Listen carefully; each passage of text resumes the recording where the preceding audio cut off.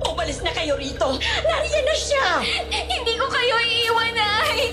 Sumama na kayo sa akin! Nakakayanin pag tumakbo ng mabilis sa anak. Hindi ka na ako magtatagal. Mas importante na mailigtas mo ang buhay mo. Berta, ilayo mo na siya dito. Madali kayo! Oo, sige. Kimberly, halika na. Hindi ako aalis dito, Nanay Berta, hanggat hindi ko kasama si Nanay! Kailangan maubos ko ang mga aswang na yan! Nay! Gumising ka, Nay! Wala na ang nanay mo, Kim. At hindi mo sila kakayanin mag-isa. Makinig ka sa... Tay! Hindi! Huwag ka lang! Huwag ka lang! Huwag! Tay! Panoorin mo kung paano ko kukutay-kutayin ang katawan ng tatay mo!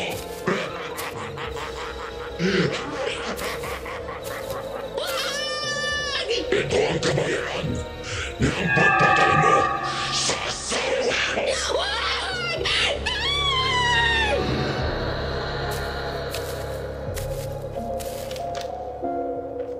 Alas 10:15 ng umaga, araw ng linggo. Kaharap ang screen ng laptop at habang patuloy akong nakikipagtitigan sa cursor. Paulit-ulit ko pang pinag-iisipan kung itutuloy ko ba ang paggawa ng liham. Matapos ang mahabang deliberasyon ko sa sarili ko, alas 11 na ng gabi nang sa wakas ay makapagdesisyon ako. Naituloy ito at sinimulan ko nang isulat ang kwento ko. Dear Swan Diaries and Madam Venus, isang magandang umaga po sa inyo. Itago niyo na lang ako sa pangalang Kim. Nagtatrabaho ako sa isang malaking gusali sa BGC. Working in a corporate world, walang kahit sino sa mga taong nakapaligid sa akin ang mag-aakala na meron akong extraordinaryong nakaraan. An extraordinary childhood that I kept as a deep secret. 18 years old ako nang lumuwas ako ng Manila mula sa probinsya para magkaroon ng normal na buhay. Nag-aral, nakapagtapos at nakapagtrabaho sa isang malaking kumpanya. Sa loob ng mahigit 12 taon, pinilit ko na makibagay sa mga taong nakakasalamuha ko, lalo na sa mga kasama ko sa trabaho. Dahil ang image ko sa trabaho ay nerd, loner at tahimik. Madalas akong nabubuli ng mga kasama ko. Kaya naman nakipagkibigan ako sa mga taong inakala ko ay kaibigan ko. Pero hindi rin nagtagal ay nalaman ko na hindi totoong kaibigan ang turing nila sa akin. Saling pusa kumbaga. Dahil ang akala nila, tanga at utu-uto ako. Dahil doon ay sinakyan ko ang trip nila. Hanggang sa nagbago ang lahat nang minsan magbakasyon kami ng mga so-called friends ko. At dinala ako sa lugar na inakala kong hindi ko na makikita pa. Ang probinsya kung saan ako nagmula. Ang pagbabalik ko doon ay ang pagbabalik din ng mga nilalang na matagal ko nang tinalikuran at pilit kinalimutan. Ang mga sambag o mga aswang na may kahalintulad sa mga vampira. Mga ma'am, sir. Nandito na po tayo. Wow! Ang ganda naman dito! Hindi ba masyadong liblib to? Mahal, yun nga ang may thrill eh. Oh, Kim, ayos ka lang. Bakit ang tahimik mo? Tulala ka dyan para kung nakakita ng multo. Aha. Oo, ayos lang. Sino nga ulit ang nag-decide na dito tayo pumunta? Dapat kasi kamigin tayo. Nagkaroon ng mga problema sa flight at sa accommodation, kaya last minute change of plans na. Si Hector ang nakakita nito, kaya umagli na kami ni Ate Gladys. Mas malayo, mas safe. Hindi kami mabubuking ng mga asawa namin. At least dito, sure ako na walang makakakilala sa amin ni Hector. At saka tingnan mo naman, no? Ang peaceful, puro puno at bundok na nasa paligid natin. May ilog din po pala na malapit dito. Oh, see? Masaya dito. Mali na pumunta tayo dito. Mapapahamak lang tayo. Ha? Ano ulit ang sabi mo, Kim? Ha? Ang sabi ko, mag-iingat kayo sa paglabas nyo. Hindi natin kabisado itong lugar na to. Okay lang yun. Yun lang, mas Pasok na po kayo. Inihanda na po ng may-ari yung mga kakailangan ninyo. Pati na yung mga kwarto. Yan ang gusto ko. Halika na dito, mahal. Thank you, kuya. Tawagin ka na lang namin kapag may kailangan pa kami. Sige po, ma'am. Hindi ba natatakot yung dalawa na yan? Paano kung mabuking sila ng mga asawa nila? Hayaan mo, buhay nila yan. Pumasok na ako sa loob ng kwarto ko at nahiga sa kama. Sa tagal ng panahon na iniwasan ko ang lugar na iyon, hindi ko inakala na ang tadhana mismo ang nagbalik sa akin doon. Nasa isang liblib na bayan kami sa isa sa probinsya sa Visayas. Ang lugar na ilang taon nang pinangingilagan ng mga karatig bayan dahil sa lagim na nababalot sa lugar na iyon. Tama, napakaganda doon. Mistulang isang paraiso pero kapag kumakagat na ang dilim, ay mistulan ka rin dinala sa impyerno. Maya-maya ay lumabas ako ng kwarto at dumiretso sa labas ng bahay. Kim! Saan ka pupunta? Dito lang? Narinig ko na tinatawag ako ni Faye pero hindi na ako lumingon. Patuloy akong humakbang palayo. Sa aking paglalakad, isang direksyon lang ang tinungo ko. Ang dati naming bahay. Dahil ang lugar na iyon ay ang mismong lugar kung saan ako pinanganak at lumaki. Dito sa bahay na ito sa aking harapan, ang naging pipig saksi ng masasayang alaala ko kasama ang aking buong pamilya. Nangilid ang luha ko at hindi ko na malayang nakapasok na pala ako sa bakuran. Miss, anong kailangan ninyo? Sino sila? Ha? Pasensya na ho. Nasa loob ka ng bakuran ko eh. Pasensya na. Sorry. Oo, Madam Venus. Hindi na sa amin ang bahay niyon. Nang umalis ako sa lugar na ito ay ibinenta ko na ang lupa at bahay namin. Kasabay ng pag-alis ay iniwan ko doon ang masamang nakaraan ko at ang dating ako. Ang perang pinagbentahan ko nito ay ginamit ko para makapagsimula ng maayos na buhay sa Maynila. Samantala, agad akong lumabas at nahihiyang humarap sa lalaki. Nang tumingin ako sa kanya, nakita ko na tulala ito at halos hindi kumukura habang titig na titig sa akin. Oh, okay. Okay lang. Ano kasi, Dad? Teka, kilala kita. Ikaw si Kim, hindi ba?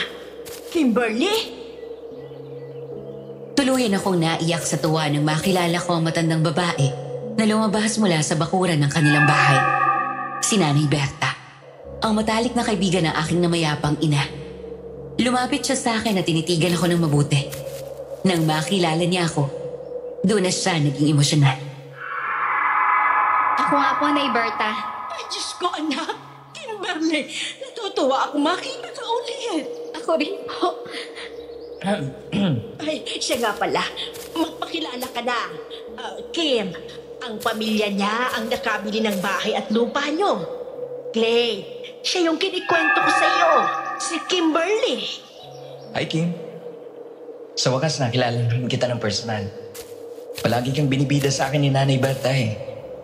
Tama siya. Ang ganda-ganda mo nga. Ako pala si Clay. Short for Clarence. Hi, Clay. Nice to meet you. Kim? Nasaan ka na? Nay, mabalik ko mamaya, ha? Hapon, nang makatulog ang mga kasama ko sa bahay, agad akong lumabas at bumalik kay Nanay Berta. Nang makita niya ako, ay tuwang-tuwa niya akong niyakap ng mahigpit. Dahil doon ay pareho kaming naiyak. Mahigit isang dekada na rin mula nang huli kaming magkita. Dinala niya ako sa loob ng kanilang bakura at doon kami nag-usap. Diyos kong bata ka. Ang akala ko nagkakamali ako. Kumusta ka na?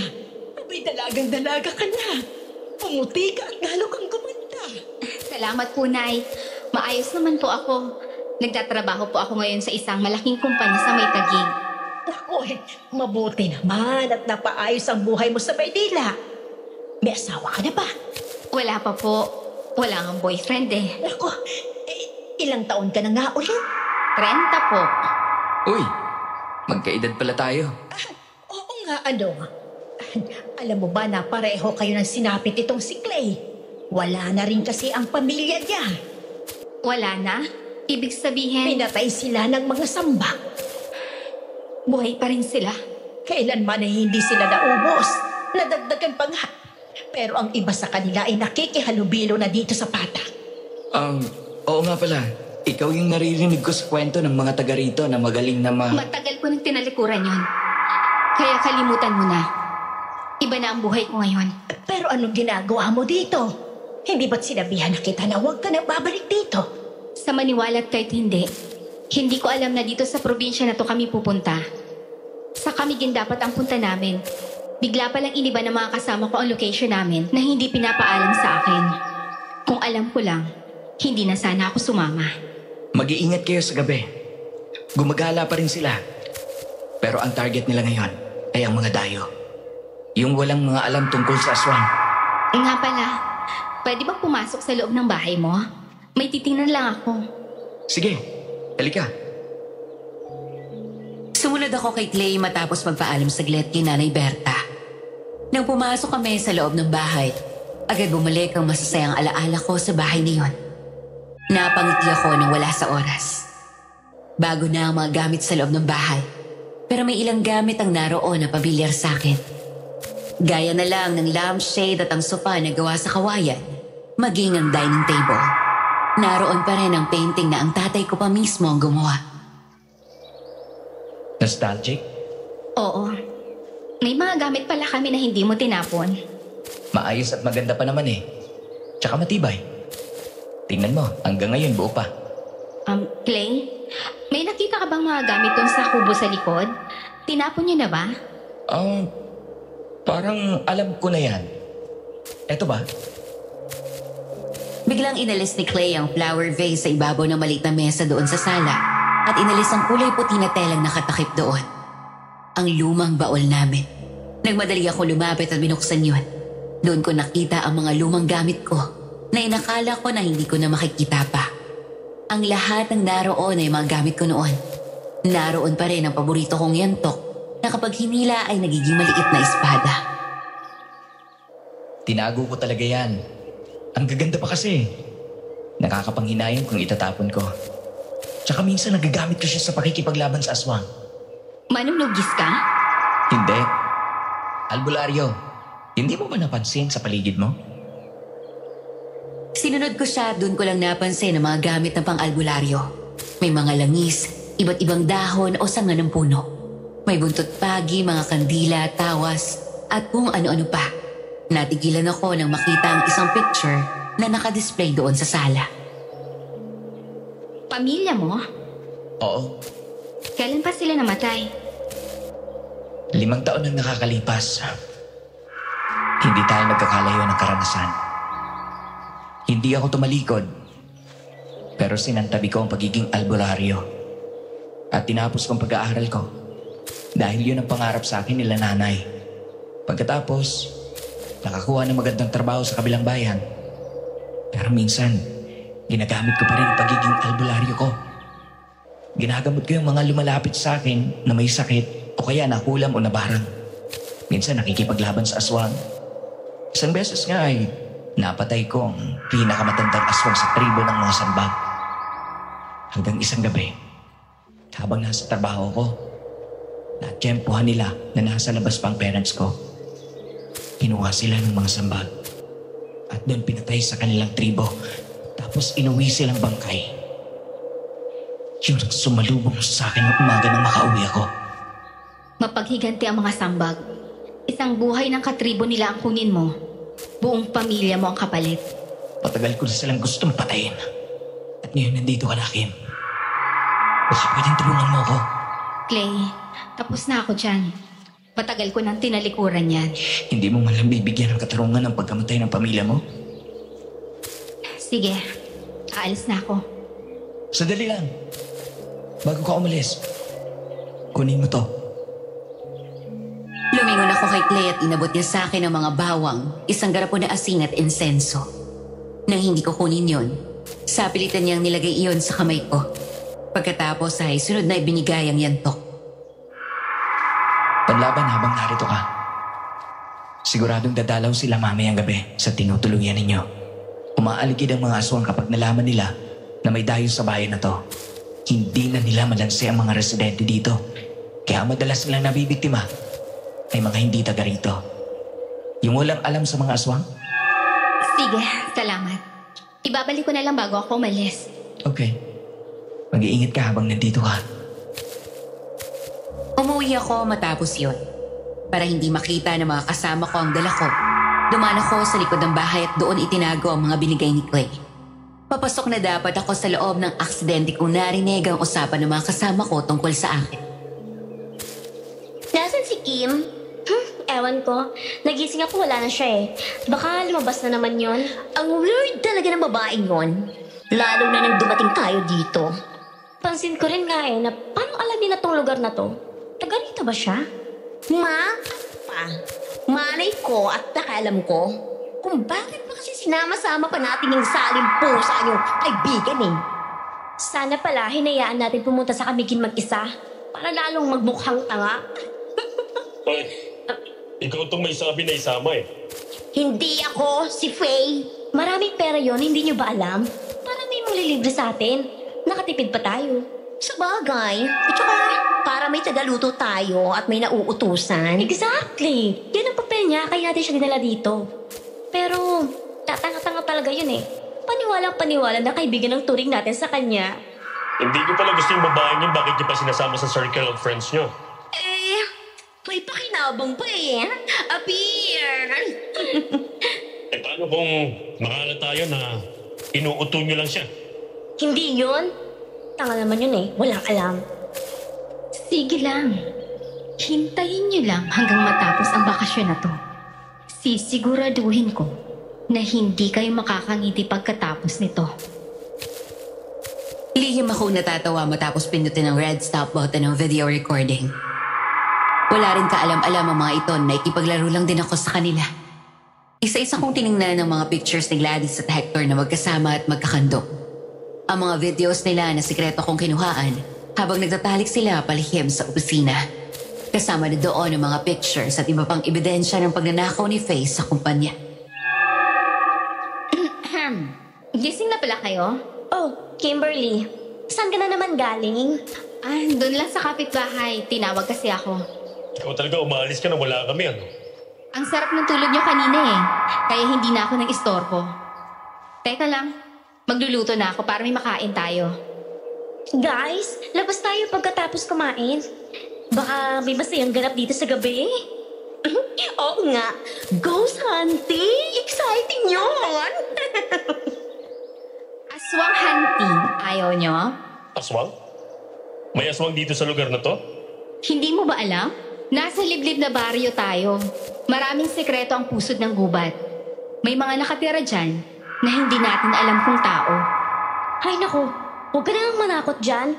Magluto ka na lang, gutom na kami. Gabi. Nasa kwarto na ako at nakahiga na nanonood ng videos habang ang mga kasama ko ay nasa sala pa. Nagtatawanan at nagkukwentuhan at nagiinuman.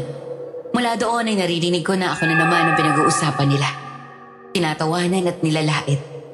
Sa totoo lang, Madam Venus, wala akong pakailam sa iniisip nila sa akin. Dahil una sa lahat, gaya nila, nakikipagplastikan rin naman ako sa kanila at may dahilan kung bakit ko sila pinapakisamahan. Pero hindi ko maiwasang malungkot na may mga taong gaya nila. Magaling manglait at maliitin kapag nakatalikod. Kapag kaharap naman ay parang mga santa. Ilang sandali pa ay bumangon ako at dinikit ang tenga ko sa pinto para pakinggan ang kanilang pinag-uusapan. Sabi sa inyo eh. Weird yang si Kim. Aswang daw. Kaya nga, mananakot pa. Ako nga aswang sa'yo mamaya. Kaya humanda ka sa akin. Ba? Ikaw talaga. Nandiyan si Faye oh. Eh ano? Sanay naman na sa atin yan eh. Nakakainis kayo. Ang lakas niyong mainggit. Ay, sayang, wala akong jowa ngayon. Aba, emang hunting ka ng pogi dito? Ay, speaking, may nakita akong pogi kanina. Yung kausap ni Kim. Oh, ano bang hinihintay mo? Landi na agad. Mukhang si Kim ang type eh. Titig na titig sa kanya kanina. Hindi man lang nga ako tinapunan ng tingin. Eh, di ba si Jason? Yung crush mo, siyang niligawan? Oo nga, sabi mo dati maniligaw mo yun. Eh bakit si Kim ang niligawan? Abagay, maganda si Kim lalo kapag nakaayos. Maputi, sexy, maamang mukha, magandang mga mata. Yung tipong kahit pinagpapawisan mukhang mabango pa rin. Mas maganda pa nga siya sa inyo eh. Excuse me, kuya. Binastad ko si Jason. Option niya lang yung si Kim. Akala ko ba crush mo? Ba't mo binasted? Alam ko na kung bakit mainit ang dugo niyo sa kanya. Nai-insecure kayo dahil mas maganda siya sa inyo, di ba?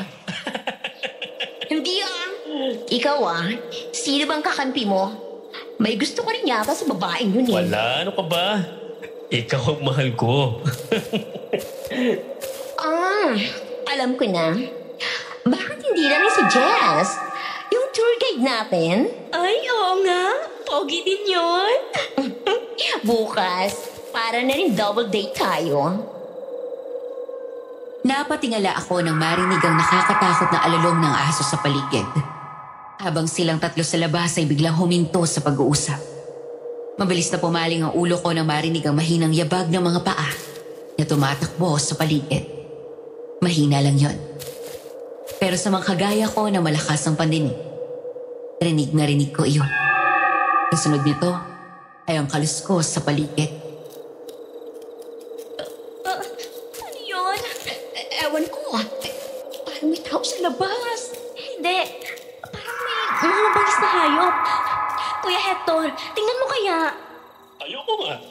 Baka mamaya kung ano pa yan eh. Tapos nakain tayo. May kumakatok sa bintana. Diyos ko po. Bakit kalima? Sa halip na lumabas ay tatawa-tawa lang ako na bumalik sa aking kama. Sumulyap ako sa bawang at asin na nasa bintana ng kwarto ko. Pagkatapos sa iba pang bawang at asin na nasa sahig, sinadya kong hindi ilagay ang mga iyon sa bintana at pinto para matakot ang tatlo. Gusto ko silang paglaruan.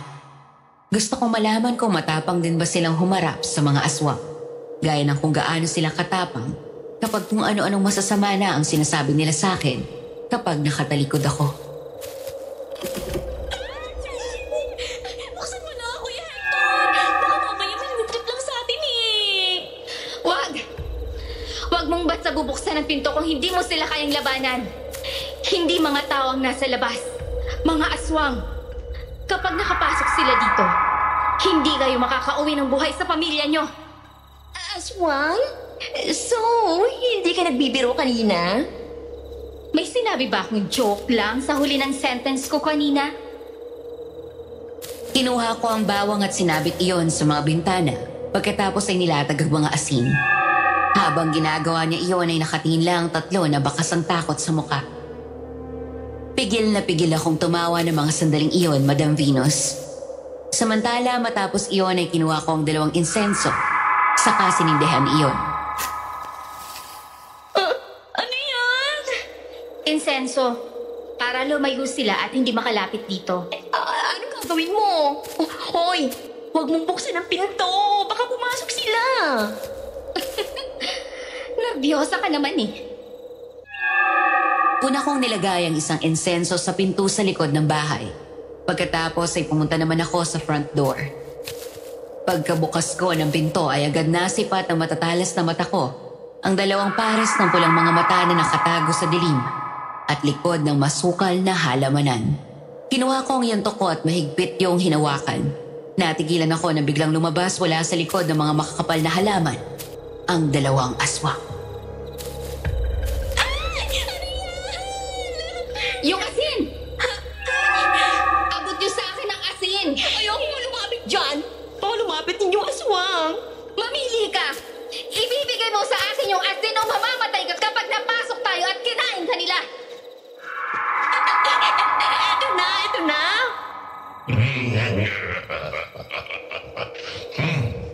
Mga tayo, gustong-gusto namin makipaglaro sa mga bagong salta ng gaya ninyo. Laro? Sige! Makikipaglaro ako sa inyo! Matapang ka, babae. Hindi mo kilala ang hinamon nyo! Tilapag ko ang insenso sa tapat mismo ng pinto at pinatong ang asin sa ibabaw ng mesa na naroon sa bakuran. Pagkatapos ay humakbang ako palapit sa mga aswang. Bahagya akong pinaling ang ulo ko nang marinig na tumakbo si Faye palapit sa pinto.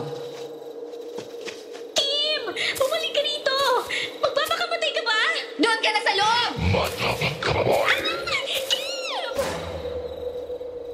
Nang biglang sumugod ang mga aswang, sinalubong ko sila ng pagbato ng asin pagkatapos ay sumugod ako sa kanila. Sinalubong ko sila ng sunod-sunod na malakas na palo ng yantok kahit saang parte ng katawan. Hanggang sa makabawi ang aswang at sumugod sa akin gamit ang mahaba nitong mga kuko. Napaatras ako sa corner ng mesa. Bago pa man ako saktan ng aswang, ay bigla akong binulot ang maliit na espadang nakatago sa loob ng yantok. At yun ang pinagsalag ko sa mga aswang.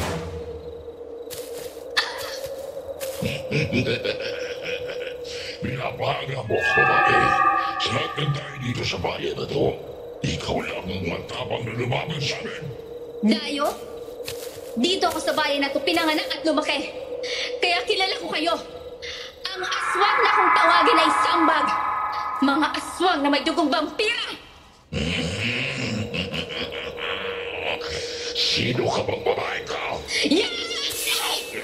Hindi ako natatakot sa inyo. Para sa kalaman mo, ilan na sa kalahay niyo ang napatay ko. Kung gano'n, papatayin kita. Pagkatapos ay iaalin ko kay ama ang katawan mo. Nangakmang susugod na ang isa pang aswang, ay sinalubong ko ito ng malakas na sipa. Natumba ito at kasabay ng pagtayo nito, ay inipon ko ang lakas ko at itinulak ang aswang sa harap ko. Mabilis na nahiwa ko ang braso nito. Sa paglapit ng isa pang aswang ay binigyan ko ito ng isang malakas na sidekick. Pagkatapos ay sumugod ako palapit at walang awa na sinaksak ito sa dibdib. Akmang susugod ang isa pang aswang nang mula sa labas ay may tumalon papasok na bakuran at hinarang ang sarili sa akin. Sunod ko nilang narinig ay ang malakas na sigaw ng aswang kasunod ng malakas na hagupit ng buntot pagi. Hoy, aswang! Ako ang ang ninyo! Hindi yung babae ang pinagtutulungan ninyo! Hindi pa tayo tapos. Babalikan ko kayo. Duwag! Bumalik ka dito! Ikaw pala, Clay. Hayaan mo na siya. Tulungan mo na lang ako dito. Ilabas natin. Pinawakan ko sa buhok ang aswang at hinila ko iyon sabay ginilitan ko ng leeg. Bumagsak ang katawan nito sa paanan ko, habang isa naman ay mamadaling tumakas. Hahabulin pa sana ito ni Clay nang pigilan ko. Matapos yun ay hinila namin ang aswang palabas ng bakuran at tinapon sa bungad ng gubat. Saka agad ako bumalik sa loob. Bago umalis si Clay, ay humarap muna siya sa akin at ngumiti. Salamat. Naroon ako sa bakuran at naglalagay ng insenso nang marinig ko ang sigawan mula dito. Kaya napasugod ako. Nakalimutan ko na nandito palang dakilang Hindi na ako yon. Um, Nagkataon lang na kailangan ko lumaban ngayon. Sabi ko nga. Pero buti na lang at nakaabot pa ako. Ayos ka lang ba? Hindi ka nilang sugatan? Hindi naman. Okay lang ako. Para sa matagal na maminto, magaling ka pa rin makipaglaban. Sige, uwi na ako. Mag-iingat ka. Nang pumasok ako sa loob at isinirado ang pinto, natigilan ako nang mapansin na tulala ang tatlo habang nakasunod ng tingin sa akin. Bakas ang gulat sa mukha na sinundan nila ako ng tingin. Alam ko na dahil iyon sa nakita nilang pakikipaglaban ko. Natakot pa sila nang iangat ko ang patalim na may bahid ang dugo ng aswang. Kumuha ako ng basahan, saka iyon pinunasan bago ibalik sa kaluban. Nakita niyo na ang aswang. Kaya mag-iingat kayo sa mga balak niyong puntahan dito sa lugar na to. Uulitin ko. Hindi ligtas dito. Sige. Good night. Good night. Kinabukasan, pasado 7:00 ng umaga, sakto sa oras para maghanda para sa pag-alis namin. Bumangon ako at kinuha ang tuwalya ko saka lumabas ng kwarto. Ako at maging mga kasama ko ay parehong natigilan at natulala nang tumingin kami sa isa't isa. Nagulat ako nang makitang nakabihis na silang tatlo at sinusukbit na ang mga bag habang ang tour guide namin na si Jess ay nasa labas ng bahay. Nagulat naman sila sa bigla akong paglabas ng kwarto. Ang aga niyo naman kumilos. Saan punta niyo? Sa mamamasyal. Mamamasyal? Saan? Mag-hiking. Hiking? Di ba sinabi ko na sa inyo na delikado sa lugar na to? Lalo sa gubat. Dahil doon nakatira ang mga aswang. Mapapahamak kayo. Hindi pa ba kayo natakot sa nakita nyo kagabi? Saka, di ba dapat kasama nyo ako sa mga lakad nyo? Nagtanong naman kami kay Jess kanina tungkol sa aswang. Safe naman doon sa gubat. Pasensya ka na, Kim. hindi ka na namin may isasama eh. Masikip na kasi sa sasakyan. Sakto lang sa aming 4 yung space. Ay kapag dumagdag ka pa, masikip na. Oo nga naman. Bukas ka na lang sumama sa amin. Mas mabuti siguro na libangin mo na lang ang sarili dito. Mamalengke ka. Pagluto ka, gano'n, para may pagkain na rin pag-uwi namin. Ganun ba? Ay ambok sa inyong tanan.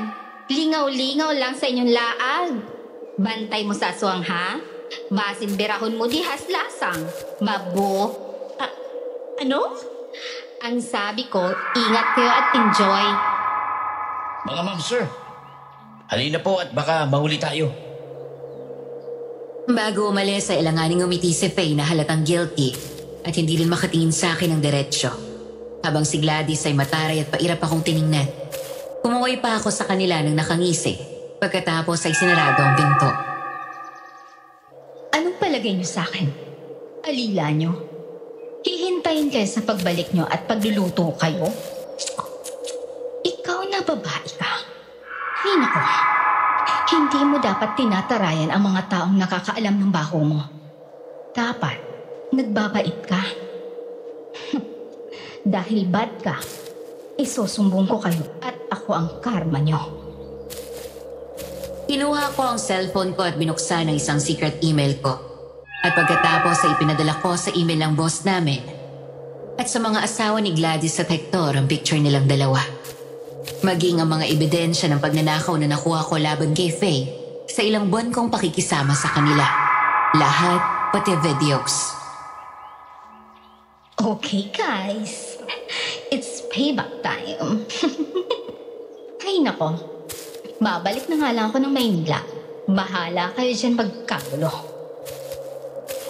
Dala ang maliit na luggage ko. Naglakad ako papunta sa bahay nila Nanay Berta. Palapit lang ako na makita ko na siya habang kausap si Clay. Ilang sandali pa ay sabay na tumingin ang dalawa sa akin. Pinapasok ako ni Nanay Berta sa kanila na magulat na may dala akong maleta. Dahil doon ay kinuwento ko sa kanila ang mga nangyari at ang ginawa ko kanina lang bago pumunta doon. Abay, mga walang hiya pala ang mga yan eh. Natutuwa na sana ako nang malaman ko na sa wakas may mga kaibigan ka na. Wala ka bang kaibigan noon? Ay nako, napakailap sa mga taong hindi niya kilala ang batang ito. Palibasa, lumaki at namulat sa mga aswang kaya wala siyang tiwala sa mga taong hindi niya kilala. Pakiramdam nila lahat sila aswang. Nadala ko yun hanggang sa Manila. Nagkaroon lang ako ng isang kaibigan na mag-college ako. Si Mary. Kaya lang, maaga siyang binawi ni Lord eh. Nagkasakit siya ng leukemia. Mula noon, hindi na ako nakipagkaibigan. Alam mo naman pala na pinaplastika nila eh. Bakit ka nagtsatsaga na sumama sa kanila? Kailangan eh. Dahil spy ako ng boss ko. Wala akong choice kung hindi magkunwari at pakisamahan sila. Saka, ang exciting nga eh. Anong exciting doon? Di ba nakakatawa na panuurin mo ang mga gaya nila na uto-uto at paniwalang-paniwala na naluloko at nauutakan kanila? Pero ang totoo, kabaliktaran. Ikaw ang nagpapasakay sa kanila at hayaan sila na maniwala na wala kang alam. Akala nila tahimik lang ako. Hindi nila alam, hawak ko lahat ng ebidensya na sisira sa karir at buhay nila. Nakakalibang panoorin ang mga gaya nila na mukhang tanga. Nawawala ang boredom ko. Ikaw talagang bata ka. Ang akala ko'y nagbago ka na. May taglay ka pa rin talagang kapilyahan, ano? Baka naman mamuking na ikaw ang nagsumbong sa mga asawa nila. Siyempre na hindi. Ako pa ba? Para naman hindi niyo ako kilala kumilos. Anong plano mo? Magpapabook ng flight pabalik ng Manila. Hindi nila ako alila, no? Total nakuha ko ng kailangan ko sa kanila. Sandali, anak. Paano yan? Sinabi mo na pumasok sila sa gubat? Aba paano kung mahuli sila ng nangasamba? Naku, wala na akong pakialam. Bahala sila. Nakita na nila ang nangyari kagabi. Pero tumuloy pa rin sila. Kung mahuli sila, di congrats. Good luck sa kanila. Hindi ka ba nag-aalala na baka patayin sila ng mga aswang? At nasisiguro ko na mahuhuli sila ng mga sambag. Sino ba kasi nagsabi sa kanila na pwedeng mag-hike doon? Pinagbabawal na yun ni Mayor eh. Dahil nga sa dami ng nawawala at hindi na natagpuan. Yung Jess, yung nabook na tour guide na kasama ko. May kilala ka bang Jess sa taga rito na Iberta? Ay, wala. Hindi ko rin kilala yun. Naloko kayo. Matagal nang walang pumapasok sa gubat na yan. Kapag hindi sila nakabalik maghapon, tiyak nabihag na sila ng mga aswang. Ikaw ang higit na nakakakilala sa kanila. Hindi ka ba naaawa? Ay nako, huwag ka na nga mangonsensya. Uuwi na ako ng Manila. Nagkapagpabook na ako ng flight. O sige, kung hindi ka na ba mapipigilan eh. Clay, makikisuyo ako sa'yo. Baka pwede pakihatin siya sa airport. Sige po. Habang naroon ako sa bahay ni Nanay Berta, hindi ko alam na ang hinala namin ng mga sandaling iyon ay nagkatotoo na. Ayon sa napag-alaman ko, nagpapahinga daw sila Gladys at Hector sa ilalim ng isang puno. Habang si Faye at ang tour guide nila na si Jess ay nasa likod ng mga halaman at gumagawa ng milagro. Makalipas ang humigit kumulang 30 minuto, ay pawisang lumabas ang dalawa. Nakasampay ang t-shirt ng lalaki sa balikat, habang nagtataas pa ng zipper at nagbobotones ng suot ng maong na cargo shorts. Si Faye naman ay magulo ang buhok na may mga sumabit na tuyong dahon at binababa ang blouse. Ayos pa niya. Napasigaw mo ah. Naingit tuloy kami. Okay pala to si Ma'am eh. Game. Kaya pala dinodo mo eh. Ano? Solve? Solve na solve. Ma'am Faye, sana hindi ito ang huli. Oo naman. Basta pumunta ka sa apartment namin. Pero grabe ka, nakadalawa ka agad. Pasensya na po, ma'am. Ang tagal na ng huli.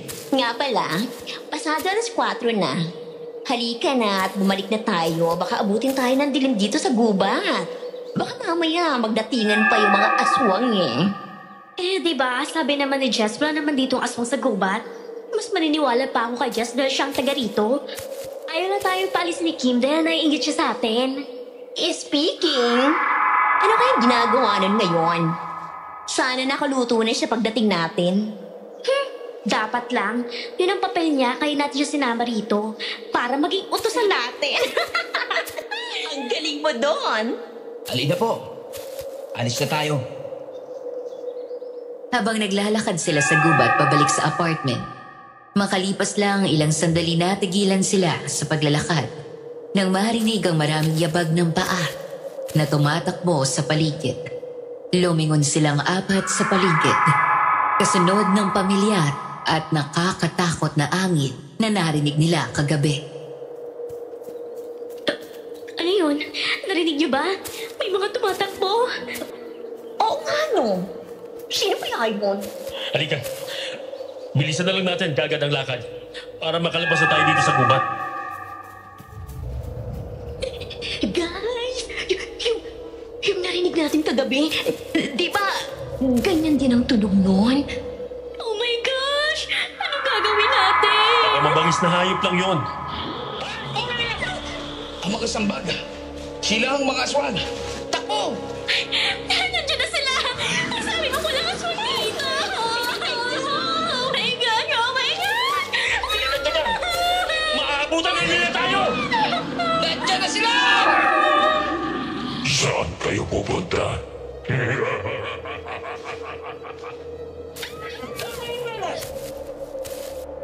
Ang kwento sa akin, natulala nilang sila matapos sumigaw sa gulat nang makita ang isang may edad na lalaki na humarang sa kanilang daan. Malaki ang pangangatawan nito. Ang mukha ay nakakatakot. Mabagsik at nanilisay ka mga mata. Makapal ang kilay. Hindi ito mukhang aswang gaya ng madalas na napapanood sa TV na mukhang halimaw. Matulis at pataas ang tenga nito. Kapag tumatawa ay lumalabas ang mahaba at matatalim nitong mga ngipin. Sa madaling salita, mukha itong halimaw. Napatol sila ng igalaw ng lalaki ang mga kamay at nakita nila ang matulis nitong mga kuko. Huwag niyo po kami sasaktan! Wala po kayo, may mga anak ako. Hindi kami lalaban! Napasigaw si Faye sa gulat at nagsiksikan silang apat ng magdatingan ng mga kasama ng matandang lalaki. May mga dala itong sibat at nakatutok sa kanila yon. Karamihan sa mga ito ay mas nakakatakot ang mukha. Lahat ng kanilang ngipin ay medyo mahaba at matulis.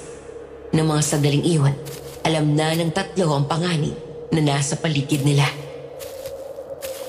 Nakinig dapat kayo sa kasama ng kagabi nang sinabi na may aswang sa bayan na ito. Pero dahil sa katigasan ng ulo nyo, hindi na kayo makakalis dito ng buhay. Boss, parang awa nyo na. Pakawalan mo na kami. May mga pamilya kami naghihintay sa amin. Wala akong pakialam. Hindi nyo ba alam na walang nakapasok dito sa gubat na nakakalabas pa? Nagmamakaawa po kami. Pauwiin niyo na po kami sa mga anak namin. Sir, ibibigay namin lahat. Pera, gadgets, mga gamit namin, please. Palayain niyo lang kami. Ang halaga sa amin lahat yan. Dalhin nyo sila. At ito lang. Sandali! Nawawala si Jess! Nasa nag-isa pa namin kasamang lalaki. Anong ginawa niya sa kanya? Oh, wait.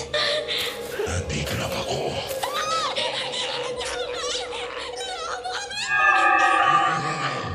Tinugod na namin kayo kagabi pero hindi pa rin kayo nadala. Masyado kayong utubong. Masyado kayong madaling maniwala. Kung sana'y nakinig kayo kay Mang Kim, sayang lang ang lakas niya kagabi sa pagtatanggol sa inyo.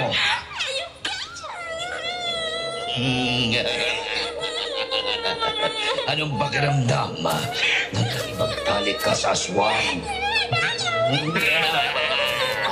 Aba, huwag niyo munang papatayin ang babaeng ito. Kailangan nating maghintay dahil baka dalhin niya ang magiging anak ko. Bitin mo na sila! Ama, ang babaeng nakalaban namin na kasama nila. Siya ho yata ang hinahanap nyo. Gaya ng nabanggit niyo noon. Ang kalabas ng dalagang mananugis na pumatay kay Ira ay may hawak na yantok na kahoy na nagiging espada. Kung ganon, huwag papatayin ang tatlong yan. Kailangan natin mahuli ang babaeng yon at maipagigante ang pagpatay niya sa iyong ina. Nagwala ang tatlo. Nagpumiglas pero hindi sila pinakawalan ng mga aswang. Binusala ng bibig. Tinali ang mga kamay at paa saka parang baboy na binuhat ang tatlo. Matapos ang mahabang lakad, nakita na lang daw nila na dinala sila sa isang tribo. Doon inalis ang mga taling nila at nilagay sa loob ng isang kulungan na gawa sa mga kapal na piraso ng kahoy. Hindi lang sila ang mga bihag nito. Sa kabilang kulungan ay may dalawang lalaki at isang babae ang naroon. Sa gitna ng mga kubo sa paligid ay may malawak na espasyo. Hector, anong gagawin natin? Sana nakinig na lang tayo kay Kim. Imposibleng makatakas tayo dito. Makapal masyado itong mga kahoy na to. Anong gagawin natin? Ilang oras pa ang lumipas. At tuluyan na ngang kumagat ang dilim. Lalong nabalot ng takot ang mga bihag nang makitang biglang naghanda ang mga ito. Nagpatong-patong ng mga kahoy sa mismong gitna at sinilaban ng mga ito. Sa harap ng malaking apoy ay naglatag ng isang mahabang mesa. Ilang sandali pa ay biglang naglabasan ng mga tao sa kubo. Kinilabutan ng tatlo na umalulong na parang aso ang mga tao. At unti-unting nagbago ang kanilang anyo at naging aswang. Ay, Diyos ko, anong nangyayari? Hector, natatakot ako. Biglang sumiksik sa sulok ang tatlo at nang mula sa kabilang kulungan ay lumapit ang apat na aswang at pilit na kinuha ang isang lalaki at isang babaeng bihag. Nagwala ang dalawa nang sabiritan silang ihiga sa mahabang mesa. Panoorin niyo ang mangyayari sa inyo sa mga susunod na araw. Kawalan niyo ako dito! Tulungan niyo ako! Samantala, Nang gabing iyon ay naroon na kami ni Clay sa airport. Bumaba kami ng sasakyan at siya pa mismo ang nagbaba ng mga gamit ko mula sa truck. Kasama na doon ang mga pabaon sa akin ni Nanay Berta. Nang ibigay niya sa akin iyon, ay ngumiti ako at gayon din siya. Sigurado ka bang iiwanan mo mga kasama mo? Tapos na naman ang pakay ko sa kanila. Kaya bahala na sila at siguradong nagtataka na yon dahil wala ako doon. Paano kung hindi pa sila nakauwi? Paano kung nahuli na sila ng mga sambag? Kapag mag-isa kang umuwi at nabalitaan mong nawawala sila, tsak na ikaw ang tatanungin ng mga pamilya nila. Baka nga maghinala pa sila ng masama sa'yo eh. Ay naku, Clay. Ang lakas mo talaga mangonsensya. Aalis na nga ako. Nga pala, salamat. Dahil binigay mo sa akin ang social media account mo at cellphone number mo. Wala yon. Usap na lang tayo at sabihin mo sa akin kung talagang desidido ka nang lumuwas ng Maynila at talikuran ang buhay dito. Degree holder ka naman. Siguradong maraming opportunity sa'yo doon. Sige. Pag-iisipan ko yun ng mabuti. Oh, paano? Aalis na ako. Ingat ka ha. Sa hindi malamang dahilan, ay mabigat ang bawat hakbang ko papasok ng airport. Nasidido ako bumalik ng Maynila mag-isa. Pero nagre-replay sa isip ko ang mga sinabi ni Clay. Nakapasok na ako sa loob nang bigla akong huminto at malalim na bumuntong hininga. Sabay humakbang pabalik. Natawa ako nang maabutan ko si Clay na naroon pa rin at naghihintay. Nang lumingon siya sa akin, ay natawa kaming dalawa. Sa kanya ako nilapitan. Nagbago yata ang isip mo. Ang lakas ng convincing power mo eh. Pero naisip ko na tama ka. Malaking abala sa akin kapag umuwi ako mag-isa at ako ang i-interrogate nila. Cargo di konsensya ko pa. Ano? Hahanapin natin sila? Kasamahan mo ako? Oo naman. Huling laban sa aswang bago ako magbagong buhay. Call! Halika na. Bumalik na tayo. Sandali. Sa sasakyan tayo magpalipas ng gabi. Hindi na tayo pwedeng umuwi sa ngayon. Baka matiyempohan tayo ng mga aswang. Wala tayong dalang armas. Mahihirapan tayong labanan sila. Okay. Kain na lang tayo. Nagugutom na ako eh. Alas 7 ng umaga. Nang makabalik kami ni Clay ay una namin pinuntahan ang apartment na nirantahan namin nila Faye. Nang pumasok kami, doon na ako nag-alala nang makita ang mga gamit na iniwan ko doon kahapon ay iyon pa rin ang nadatnan ko. Walang nagalaw kahit isa. Kung paano ko to iniwan, ganun pa rin ang pwesto nang bumalik ako. Nagkatinginan kami ni Clay dahil parang kinumpirma na rin ang sandaling iyon na tama ang hinala naming dalawa. Matapos yun ay saka kami dumiretso sa bahay ni Clay. Oh, Kim anak, ang akala ko ba ay umuwi ka na? Mano po, Nay? Napag-isip-isip ko na tama si Clay.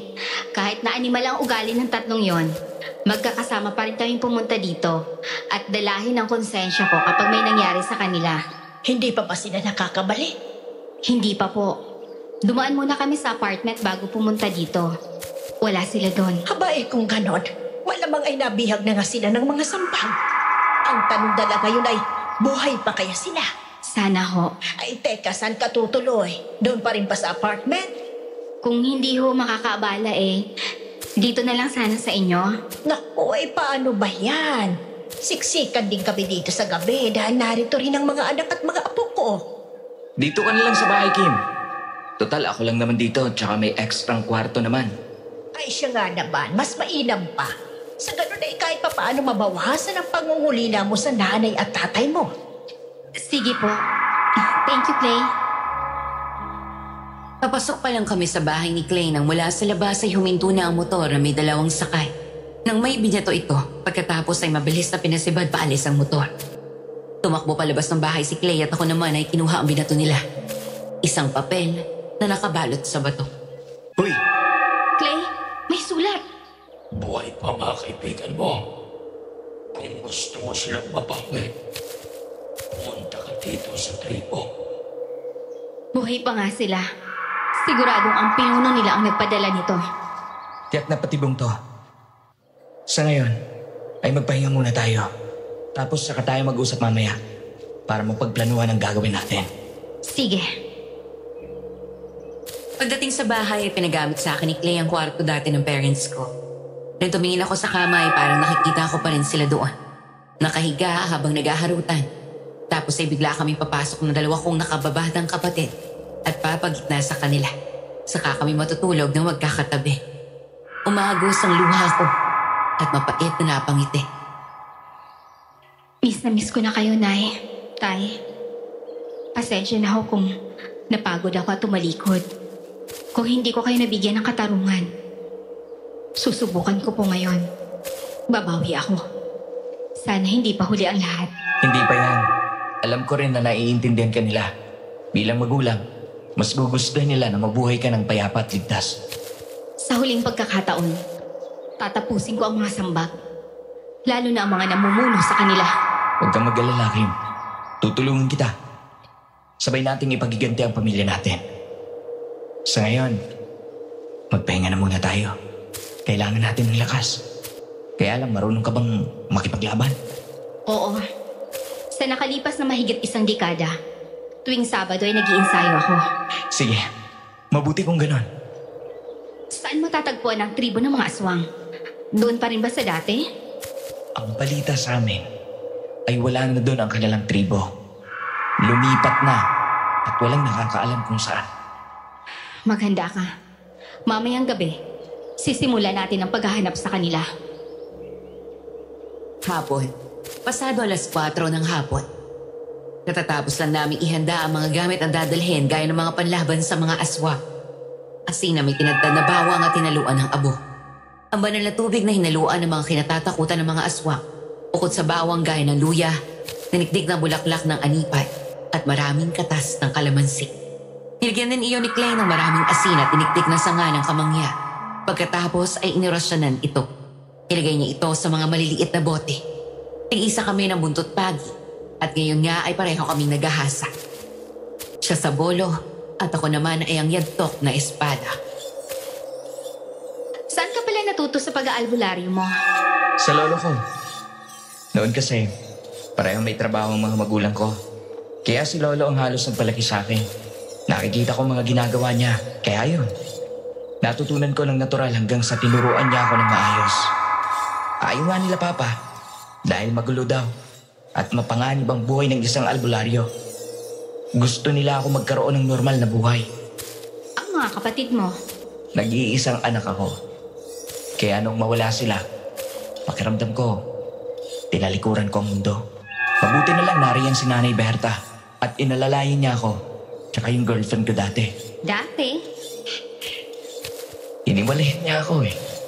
Noong mamatay sila nanay, doon lang niya nalaman na bukod sa trabaho ko sa opisina, ay isa rin akong albularyo. Ayaw daw niya sa weird na tulad ko. Baka daw pagtawanan siya ng pamilya at kaibigan niya dahil albularyo ang boyfriend niya. Ay, walang niya yun ah. Hayaan mo na yun. At least, sa una pa lang, pinakilala na niya ang ugali niya. Ngayon mukhang nahanap ko ng para sa akin eh. Nahanap? Saan? Eto. Umangat ang tingin ko nang may iharap sa akin si Clay. Natawa ako nang makita ang salaming iyon at nakita ang refleksyon ko. Pabiro akong tinabig ang kamay niya habang napapailing. Hindi naman mawala ang ngiti nito habang patuloy sa paghahasa ng lobo. Bulhero ka pala, no? Nung isang araw lang tayo nagkakilala eh. Matagal na kitang kilala, Kim. Sa mga kwento ni Nanay Berta, sa mga pictures mo na pinapakita niya. Doon pa lang, umanga na ako sa'yo. Kaya nagulat ako nung makita kita dito. Kasi mula nang makita kong picture mo, hindi ko na nakalimutan ang mukha mo. Pogi naman daw ako, sabi ng nanay ko. O tapos ikaw maganda. Nakaka-relate tayo sa isa't isa. Pareho tayong lumalaban at hindi takot sa aswang. Parehong pinatay ng aswang ang pamilya natin. Alam ko na ikaw, hindi mo ako ikakahiya. At maiintindihan mo ako. At perfect combination tayo. Albularyo ako at manunugis ka. Tama, Madam Venus. Iyon ako bago patay ng mga aswang ang pamilya ko. Isang manunugis. Bata pa lang ako ay nakamulatan ko na ang tatay ko na nilalabanan ng mga aswang. Kaya noon pa man ay hindi na ako takot sa kanila. 14 anyos ako nang simulan niya akong taruan sa pakikipaglaban. Mula sa mga pangontra sa aswang hanggang sa mga armas ay tinuro niya sa akin ang paggamit gaya ng iba't ibang klaseng patalim at baril. Galing sa tatay ko ang yantok na gamit ko. At iyon din ang ginagamit niya dati sa pakikipaglaban sa mga aswang. Siya rin ang nag-training sa akin, kaya matalas ang pakiramdam at pandinig ko. Manunugis? Ang tagal kong inalis sa pangalan ko ang salitang yan. Dahil pinalaki ako matapang ni tatay. Bilang panganay na rin at babae rin ang dalawang kapatid ko. Siya ang nagsanay sa akin na makipaglaban. Nang huminto siya sa pagtugis ng mga aswang, ako ang pumalit sa kanya. Ginawa ko nga yung trabaho. Nag-aaral ako at binabayaran ako para pumatay ng aswang. Isang beses, ay nakaharap ko ang asawa ng isa sa namumuno sa kanila. Dahil doon ay binalikan nila ako. Dinukot nila ang buong pamilya ko. Sinubukan ng laban ni tatay, pero masyado silang marami. Pagdating ko sa tribo nila, patay na ang buong pamilya ko. Iyon ang dahilan kaya tumalikod ako at nagpakalayo. Nandito na ako, Kim. May makakaintindi na sa'yo. Hindi naman din kita mamadaliin eh. Gusto ko na magkalapit tayo ng gusto at makilala ang isa't isa. Sinasabi ko lang sa'yo nang walang paligoy-ligoy na matagal na akong interesado sa'yo. Na gusto kita. Salamat, Clay. Kapag nasa Maynila na ako at may trabaho na, pwede ba tayong lumabas? Oo naman. At para mangyari yan, kailangan natin makalabas ng buhay sa gubat. Tama. Huwag tayong lalayo sa isa't isa, ha? Sa ganon, madali tayong makakaresponde. Siya nga pala. Kaninang umaga, nagpunta ako sa presinto. Na-report ko na yung pangalan ng mga kasama na nawawala pati sa barangay. Salamat, Clay. Hindi ko muna sinabihan ang mga pamilya nila dahil baka sumugod sila dito. Baka mapahamak lang sila at mas malaki ang maging problema natin. Okay. Naputol ang pag-uusap namin ni Clay nang mula sa labas ng bakuran ay may narinig kaming boses ng matandang lalaki na tumatawag at kumakatok sa gate. Nagmadali siyang tumayo at lumabas. Sakto naman nakatapos ko lang sa paghahasa kaya sumunod ako. Bahagya akong napakunot noo nang makita ang isang may edad na lalaki at malaki ang pangangatawan. Nakangiti ito pero may naaninag akong bagsik sa kanyang muka. Oh, Kapitan! Napasyal kayo? Makikibalita lang. Wala pa ba kayong narinig tungkol sa mga hinahanap nyo? Ay, wala pa po. Si Kimberly po pala. Siya yung talagang kasama ng mga nireport ko. Mga taga Maynila po sila. Magandang hapon po. Magandang hapon naman. Kinalulungkot ko ang nangyari sa mga kasama mo. Hayaan mo. At tutulong kami sa paghahanap. Salamat po. Teka, parang pamilyar ka, Iha. Dati po kasi ako taga rito nung buhay pa sila tatay. Nung nawala sila, ay sa Maynila na po ako nanirahan. Sino nga ulit ang mga magulang mo? Anak po ako ni Oscar at Florinda. Si Oscar, yung dating manunugis. Opo, ako po yung panganay. Buhay pa lang anak niya. Ang buong akala namin ay namatay kayo lahat. Balitang-balita noon ang nangyari sa pamilya niyo. Natutuwa ako na makita kang ligtas at buhay na buhay. Salamat po, Kapitan. Sige po. Naghahanda po kami para hanapin yung mga kasama niya. O siya, sige. At mag-iingat kayo. Halika na sa loob. Kumain muna tayo bago umalis. Clay, malinis ba yung si Kapitan? Baka mamaya aswang yun. Hindi. Malinis yun. Kanina ko pahawak itong maliit na bote ng hangis, oh. Hindi naman kumukulo. Kung aswang yan, binulungan na ako ng bantay ko. Tsaka naramdaman ko na. Sa bagay. Dala ang flashlight, sukbit ang bag sa balikat namin at hawak ang mga armas. Bolo, espada, muntot pagi at ang baril na naalala ko na pinamana sa akin ni tatay. Sumugod kami ni Clay sa gubat. Mas madilim kaya mas madali kaming makapagtago sa dilim. Bukod doon, sigurado pa kami ng aswang nga at hindi tao ang mapapatay namin. Mas madali namin malalaman na kalaban ang kaharap namin. Sa umaga ay magaling silang magpanggap na tao. Ayaw lang namin mapahamak ang mga inosenteng buhay. Kaya kahit alam namin na delikado sa gabi, ay umalis pa rin kami.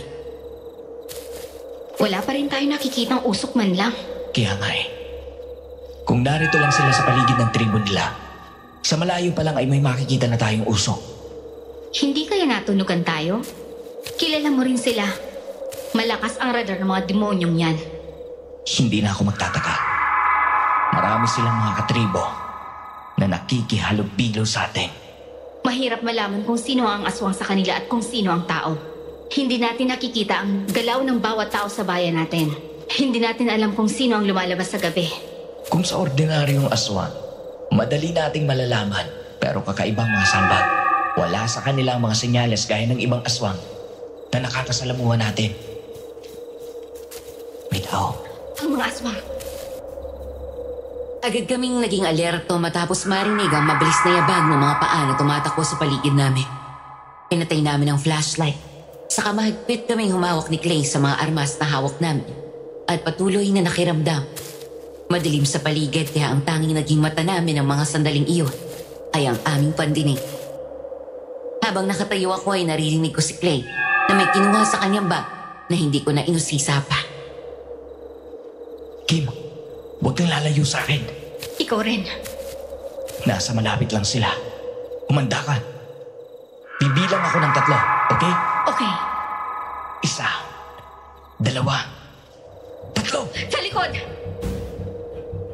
Kasabay ng pagliwanag ng paligid dahil sa smoke signal na biglang sinindihan ni Clay, tumambad sa amin ang 3 aswang na nakaaba. Sumugod ang 2 aswang sa harap, habang ako naman ay biglang pumikit at mabilis na sinlubong ng saksak ang aswang sa dibdib na kanina ko pa nararamdaman sa aming likuran. Sabay putol ng ulo nito. Habang si Clay ay nakikipaglaban sa 2, agad akong sinugod ng isa pang aswang. Nagawa nitong makaiwas sa mga pag-atake ko at mahigpit akong nahawakan sa liig at sinakal kaya nabitawan ko ang espada.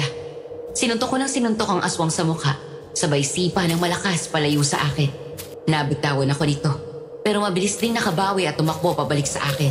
Muli ko siyang sinalubong ng sipa, sabay kuha ng maliit na balot ng asin at binato ko iyon sa kanya. Nasaan ang tribo nyo? Sumagot ka bago maubos ang pasensya ko sa'yo! Matalim na tingil at angilang sinagot sa akin ng aswang. Saktong dinambot ko ang maliit kong espada nang galit na galit itong sumugod sa akin. Sinalubong ako ng kamay nitong may mahaba at matulis na kuko. Mabilis akong napaatras at patuloy na umiwas sa sunod-sunod nitong pag-atake. Hanggang sa pag-ilag ko ay mabilis kong nasaksak ang aswang sa liig. Minaon ko ito ng husto para ang talim ay tumagos sa kabilang gilid. Nangingisay na bumagsak ang aswang. Nang lumingon ako kay Clay, ay nakita kong 4 na aswang na ang bumagsak. May biglang lumabas na isa pa. Namiss ko tong ganitong adrenaline rush! Ano? Halika na! Tara! Buti may smoke signal ka. May kaibigan kasi ako na ang negosyo ay nagbebenta ng mga ganyan. Siya ang nagsabi na pwede ko daw itong magamit for emergency. Halika na. Lumalamig na ang hangin at mapula ang langit. Tsak na uulan anumang oras. Dinampot namin ang mga gamit at nagpatuloy sa paglalakad. Ngunit hindi na nagtatagal ay huminto kami at napatingala sa langit. Matapos biglang kumislap ang liwanag doon, kasunod ng malakas na kulog. Nagkatinginan kami ni Clay. Pagkatapos ay nagpatuloy sa paghahanap.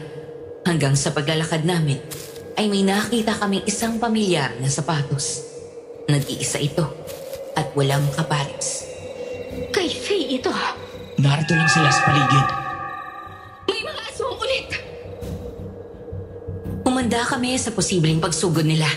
Hanggang sa ilang sandali pa ay napansin namin na parami ng parami ang mga angil nang naririnig namin. Doon ako nakaramdam ng kaba at pag-aalala para sa kaligtasan namin. Hindi lang 1 o 2 ang naririnig namin. Marami. Ilang sandali pa ay lumingon ako kay Clay nang hawakan niya ang kamay ko. Sabay dahan-dahang umatras.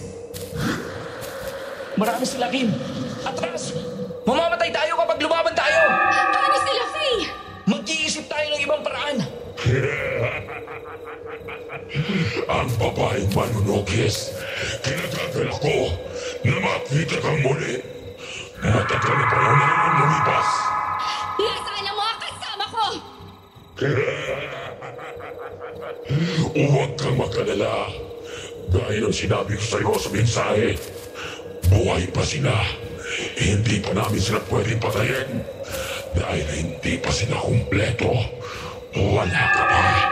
Marami kang utang sa akin na kailangan mong pagbayaran. Eh di magsingilan tayo sa susunod. Alam mo na hindi ako natatakot sa'yo. Halika na! Bilis! Paborin ko sila at kunin nyo ang babaeng manunugis! Takbo, Kim! Isa sa tinuro sa akin ni tatay nung sinasanay niya ako na hindi katawagan ng pag-atras. Sabi niya, sa laban, isa sa pinakamahalagang dapat ko natandaan, bukod sa talunin ng kalaban, ay ang sariling kaligtasan. At hindi masamang umatras, lalo na kung mas marami ang bilang ng kalaban at alam ko na nasa alanganin kaming lagay. Dahil doon ay walang pagdadalawang isip na mabilis kaming tumakbo ni Clay nang hindi niya binibitawan ang kamay ko. Hindi ko alam kung ilan eksakto ang humahabol sa amin basta narinig ko lang na marami sila base sa dami ng angil nila. Tama si Clay. Kapag pinilit namin lumaban ngayon, ay baka pareho kaming mamatay o di kaya ay mahuli ng mga ito. Yung laman ng bote! Ibuhos mo sa katawan mo! Bilis! Oo! Eksaktong paglingon ko ay gumuhit ang liwanag sa langit dahil sa malakas na kulog at kidlat. Nanlaki ang mga mata ko nang makitang may 5 aswang ang nasa likod at humahabol sa amin. Habang tumatakbo ay dinukot ko ang bote at binuhos ko sa sarili yon. Pagkatapos ay saka ko hinila ni Clay at nagtago kami sa likod ng halamanan. Parang sasabog ang puso ko sa kaba habang naririnig namin ang mga yabag ng aswang na hinahanap kami. Inaamoy ngunit hindi nila kami makita. Ilang sandali pa ay may kinuha si Clay sa kanyang bag. Insenso na nakabalot sa isang papel. Malapit na sila. Nasa paligid ng dalawang yun. Kailangan natin sila magkakaiba. Kailangan natin masindihan tong insenso para hindi nila tayo masundan. Kakalat ang amoy nito, kaya hindi sila makakalagpas doon. Paano yan? Makaumulan na. Kaya nga, kailangan nating bilisan. Nandito sila! Naghahanap talaga kayo ng kamatayan ninyo. Clay! Ako nang bahala dito. Sindihan mo yan! Dahil sa hangin ay hindi na naging madali na sindihan ang insenso. Habang nakikipaglaban si Clay ay may aswang na sumusugod sa akin. Suntok, sipa at saksak ang sinasalubong ko. Sinisiguro ko na matatabaan ang mga ito sa leeg, ulo o kaya sa dibdib para tiyak na patay. Hanggang sa wakas ay nagawang pabagsakin ni Clay ang mga kalaban at nasindihan ko na ang insenso. Mga inutil, isang pobreng manunugis at albularyo lang ang kalaban nyo. Hindi nyo pa magawang mahuli. Ang dami nga!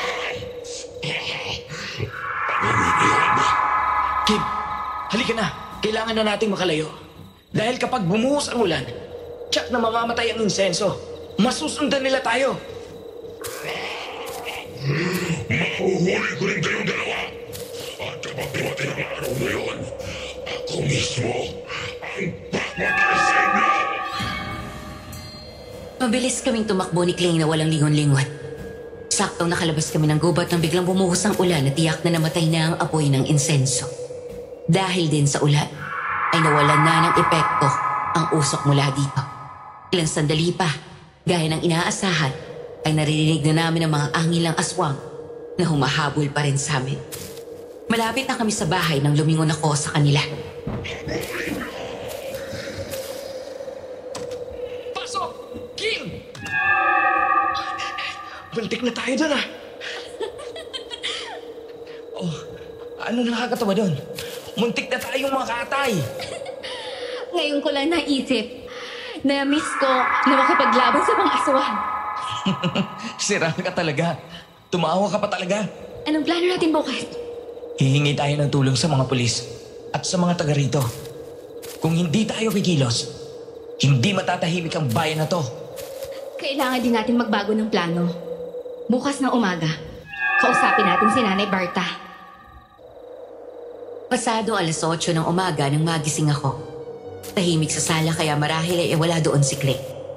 Paglabas ko ay tumama ang hinala ko na makitang sarado ang front door. Pero may nakahain ng pagkain sa mesa.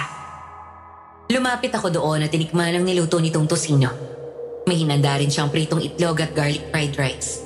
Babalik na sana ako sa kwarto para kunin ang phone ko at i-text at tanungin kung nasaan siya nang may marinig akong bumagsak na gamit mula sa loob ng kwarto niya. Uy! Sorry! Oh my gosh! Sorry po! Hiyang-hiya akong tumakbo pabalik ng kwarto ko. Ang sinarado ang pinto pagkatapos ay tinakpan ng mukha ko. Eksaktong pag-alis ni Clay ng tuwalya sa bewang niya ay siyang bukas ko naman ang pinto. Parang may sariling buhay ang mata ko at otomatik ko na bumaba ang tingin ko. Nanlaki ang mga mata ko na makita ang pinagbahalang kargada niya. Sa sobrang taranta ay mabilis itong tumalikod, pero nakita ko rin naman ang kanyang puwet. Matapos iyon ay muling hinablot ni Clay ang tuwalya at tinapis sa bewang. Sorry, Lord! Hindi ko naman sinasadya makita eh. Paano ko siya harapin ngayon? Ay, sorry. Kim? Halika na. Kain na tayo. Sige, susunod na. Sobrang kaba ko sa mga sandaling iyon. Nag-iinit ang mukha ko at alam kong namumula ako ng gusto. Ayoko pa sanang lumabas pero tiyak na naghihintay si Clay. Natatarantan nag-ayos ako ng sarili ko at pumikit ng ilang segundo bago huminga ng malalim. Nang masiguro ko ng kalmado na ako, ay saka ko hinawakan ng doorknob. Saktong muling kumatok si Clay. Kim! Labas na dyan. Kain na tayo. Good morning. Good morning din. Kape, gusto mo? Hindi na, ako na. Mali, Madam Venus. Hindi pa pala ako kalmado. Dahil nang buksan ko ang pinto at bumungad ang gwapong mukha ni Clay, pabilis na kumabog ng malakas ang dibdib ko. Sino ba ang hindi kakabahan? Ngayon ko lang natitigan ng husto ang mukha niya. Maladadino Barrios ng 90s ang dating ng kagwapuhan nito. Hindi sa pagiging OA pero bukod sa napapanood ko, hindi pa talaga ako nakakita ng katawan ng lalaki sa personal. Dahil wala pa talaga akong karanasan. Kaya masyadong iskandaloso para sa akin ang tagpong iyon. Muli ko namang naramdaman ang pag-init ng mukha ko. Kaya naman agad akong bumawi ng tingin at natataranta na pumunta sa kusina. Sinubukan ko na maging normal ang kilos ko. Pero kahit anong gawin ko, ay nanginginig pa rin ang kamay ko. Binuksan ko ang takip ng thermos matapos lagyan ng kape. Kaya matasukal ang coffee mug ko. Sasalinan ko na lang sana iyon ng mainit na tubig nang hawakan ni Clay ang kamay ko. Ako na, baka mapasok ka pa. Salamat. Relax. Sorry ulit. Hindi ko alam na nasa loob ka. Ang akala ko lumabas ka kasi masyadong tahimik eh. Dadamputin ko lang sana yung nahulog. Pasensya ka na. Nawala rin sa loob ko na may kasama na pala ako dito sa bahay. Nasanay na kasi ako na ilang taon nang nag-iisa dito. Kaya kampante na ako nang nag-uubad na lagbasta. Hindi. Huwag kang humingi ng pasensya. Ako naman ang may kasalanan. Nga pala, pinuntahan ko pala si Nanay Berta kanina. Kaso wala daw. Nasa bayan. Pagbalik niya, ay saka natin siya kakausapin. Tapos, punta na tayo sa presinto. Sige. Maghahanda rin ako pagkatapos kumain. Makalipas lang ang isang oras ay dumating na sa wakas si Nanay Berta. Agad kami lumipat sa kabila para kausapin siya. Alam niya na sumugod kami kagabi sa gubat kaya gano'n na lang ang tuwa ng matanda nang makita kaming ligtas at walang sugat kahit nagalos. Natutuwa ako na makita kayong nasa maayos na kalagayan. Kumusta ang naging lakad nyo?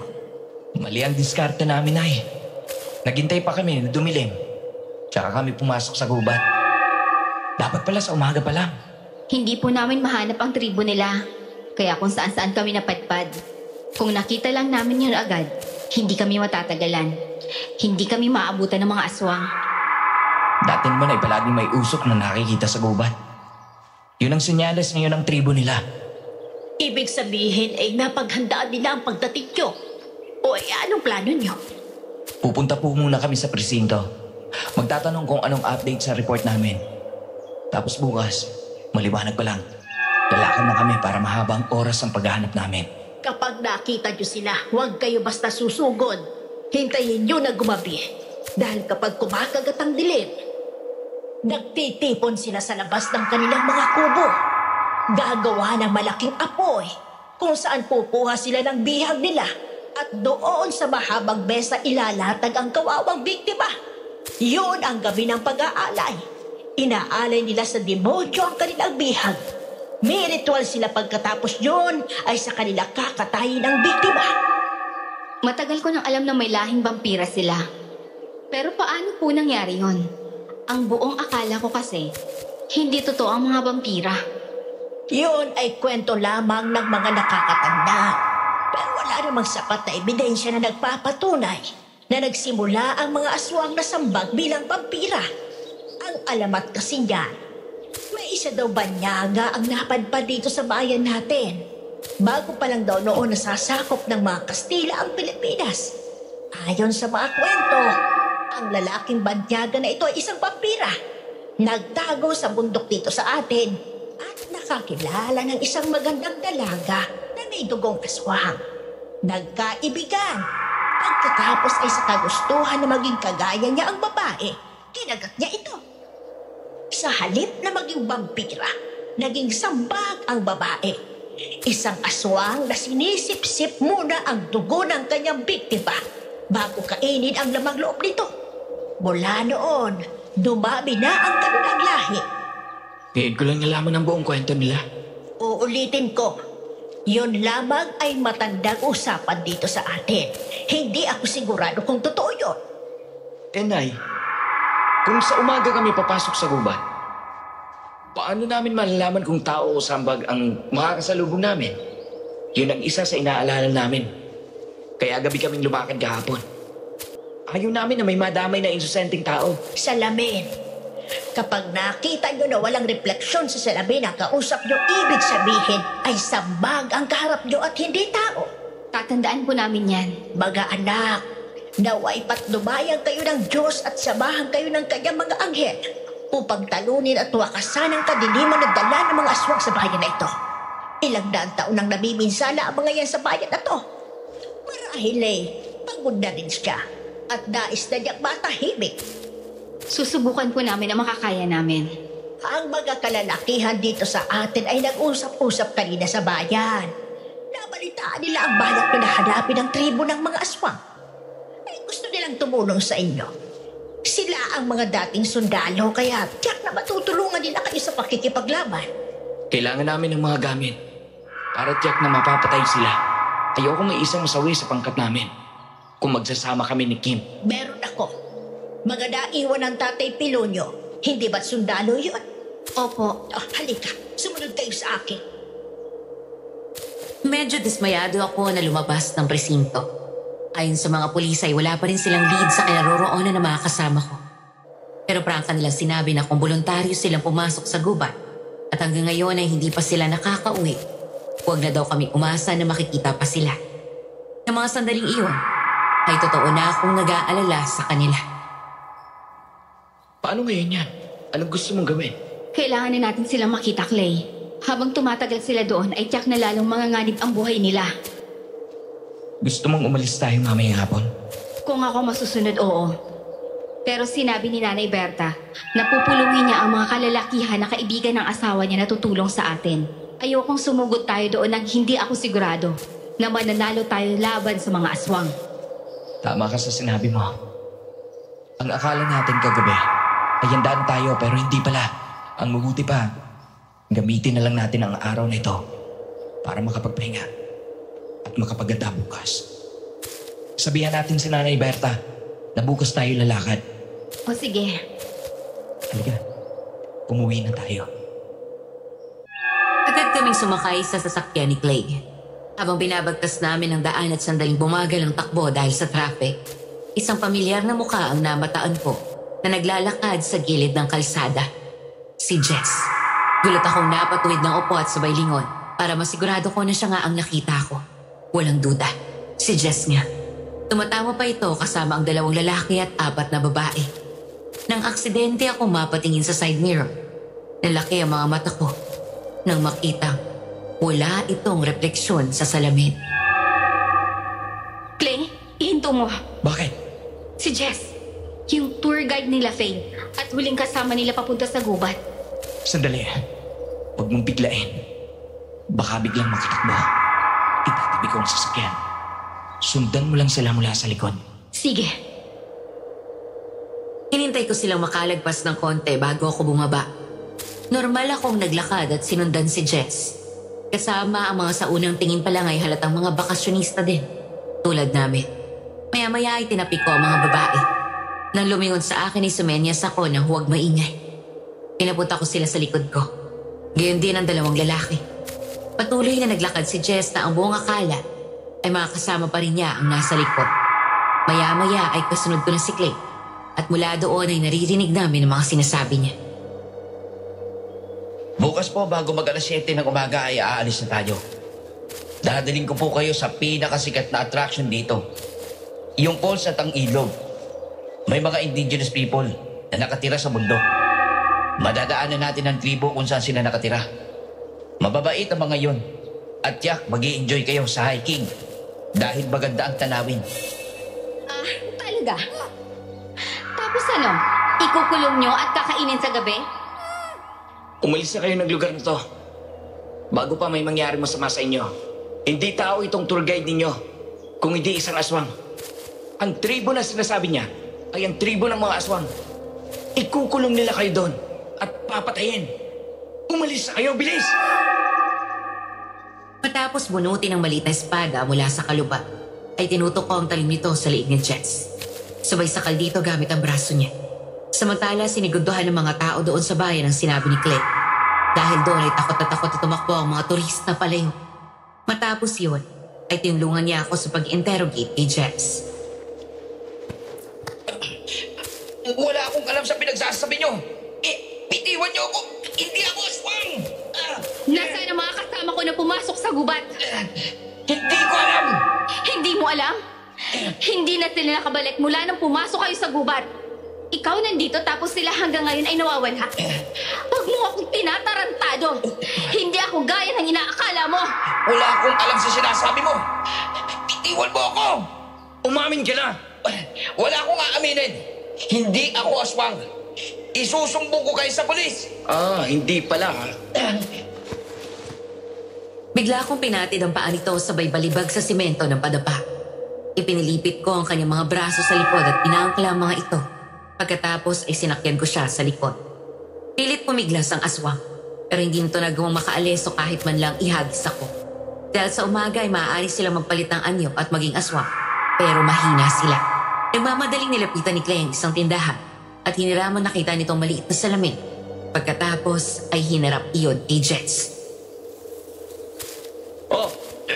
Sabihin mo ngayon na tao kang hayop ka! Sagutin mo ang tanong ko. Nasaan na ang tribo nyo? Nasaan? Dahil sa binuhos ni Clay sa mukha ni Jess, ang tubig na may halong mga pangontra sa aswang, sumigaw ito ng malakas. Matapos marinig ang tunog na napaso ito, nagkatinginan kami nang umusok ang mukha ni Jess at nalaplos na balat na parang minuhusan ng asido. Maya-maya ay humahangos na dumating si Kapitan. Lumingon kaming dalawa nang lumapit ito. Doon na lang din namin nalaman na may mga tao na palang pinapanood kami. Ay, ano ba itong kaguluhan na ito? Hinuli lang namin ang aswang. Kilala ko yan. Hindi yan aswang. Illegal ang ginagawa nyo. Pwede kayong makulong. Pagkawalan niyo siya. Siya ang huling kasama ng mga kaibigan ko kahapon nang pumasok sila sa gubat. Hindi ka ba nagtataka? Lahat ng mga dayong pumunta dito na dinala niya doon ay hindi na nakikita pa. Pero siya, nandito pa rin? Naghahanap ba talaga kayo o natutulog lang sa barangay hall? Nagkataon lang yun. Teka nga, bakit ba todo depensa ka sa kanya? Baka naman aswang ka rin, Kapitan. Ba't wala kang modo Tubig na may mga asin. Katas ng kalamansi. At sanga ng makabuhay lang ang laman nito. Mga pangontra sa aswang. Pero bakit nalapnos ang balat niya? Nung binuhos ko sa kanya, Kapitan. Pero may isa pang paraan para malaman natin kung tamang hinala namin o hindi. Kapag nagkamali kami, kami mismo ang magsusuko ng sarili namin sa mga pulis. Inubad ni Clay ang suot na kwintas na may pendant na krus at sinuot iyon kay Jess. Mas lalong nagwala ang aswang. Ilang sandali pa ay unti-unting nagbago ang anyo nito. Nagpulasan ang mga tao sa takot at tumakbo na lumabas ang totoong itsura ni Jess. At naging aswang, kasama na si Kapitan at ang mga alipores nito. Kasunod nito ay umalingaw-ngaw ang malakas nitong angil sa buong paligid. Kapag nakawala ko dito, papatayin ko kayo. Kung sino man sa inyo dito ang aswang na kalahin nitong demonyo na to, iparating niyo ito sa pinuno niyo. Kung gusto niyong mabawi ito, lumabas siya sa lungga niya at dalhin ang mga kaibigan ko. Kapag nakita kong nasaktan sila kahit isang galos lang, papatayin ko to! May alam akong paglalagyan natin dito. Kasama ang mga volunteers na mga tanod, mga dating sundalo o pulis at iba pang mga kalalakihan sa bayan na iyon. Hindi lang lalaki kung hindi may babae rin. Dinala namin sa isang luma ngunit malaking kamalik si Jess. Nakakadena ang mga paa at kamay nito habang nakalupasay sa mga dayami. May pinasuot na medalyon si Clay sa aswang na nagpahina dito. Ang buong kamalig ay pinaligiran namin ng mga pangontra nang sa ganun ay hindi makapasok ang mga aswang. Maraming nagpahiram sa amin ng mga armas gaya ng mga baril.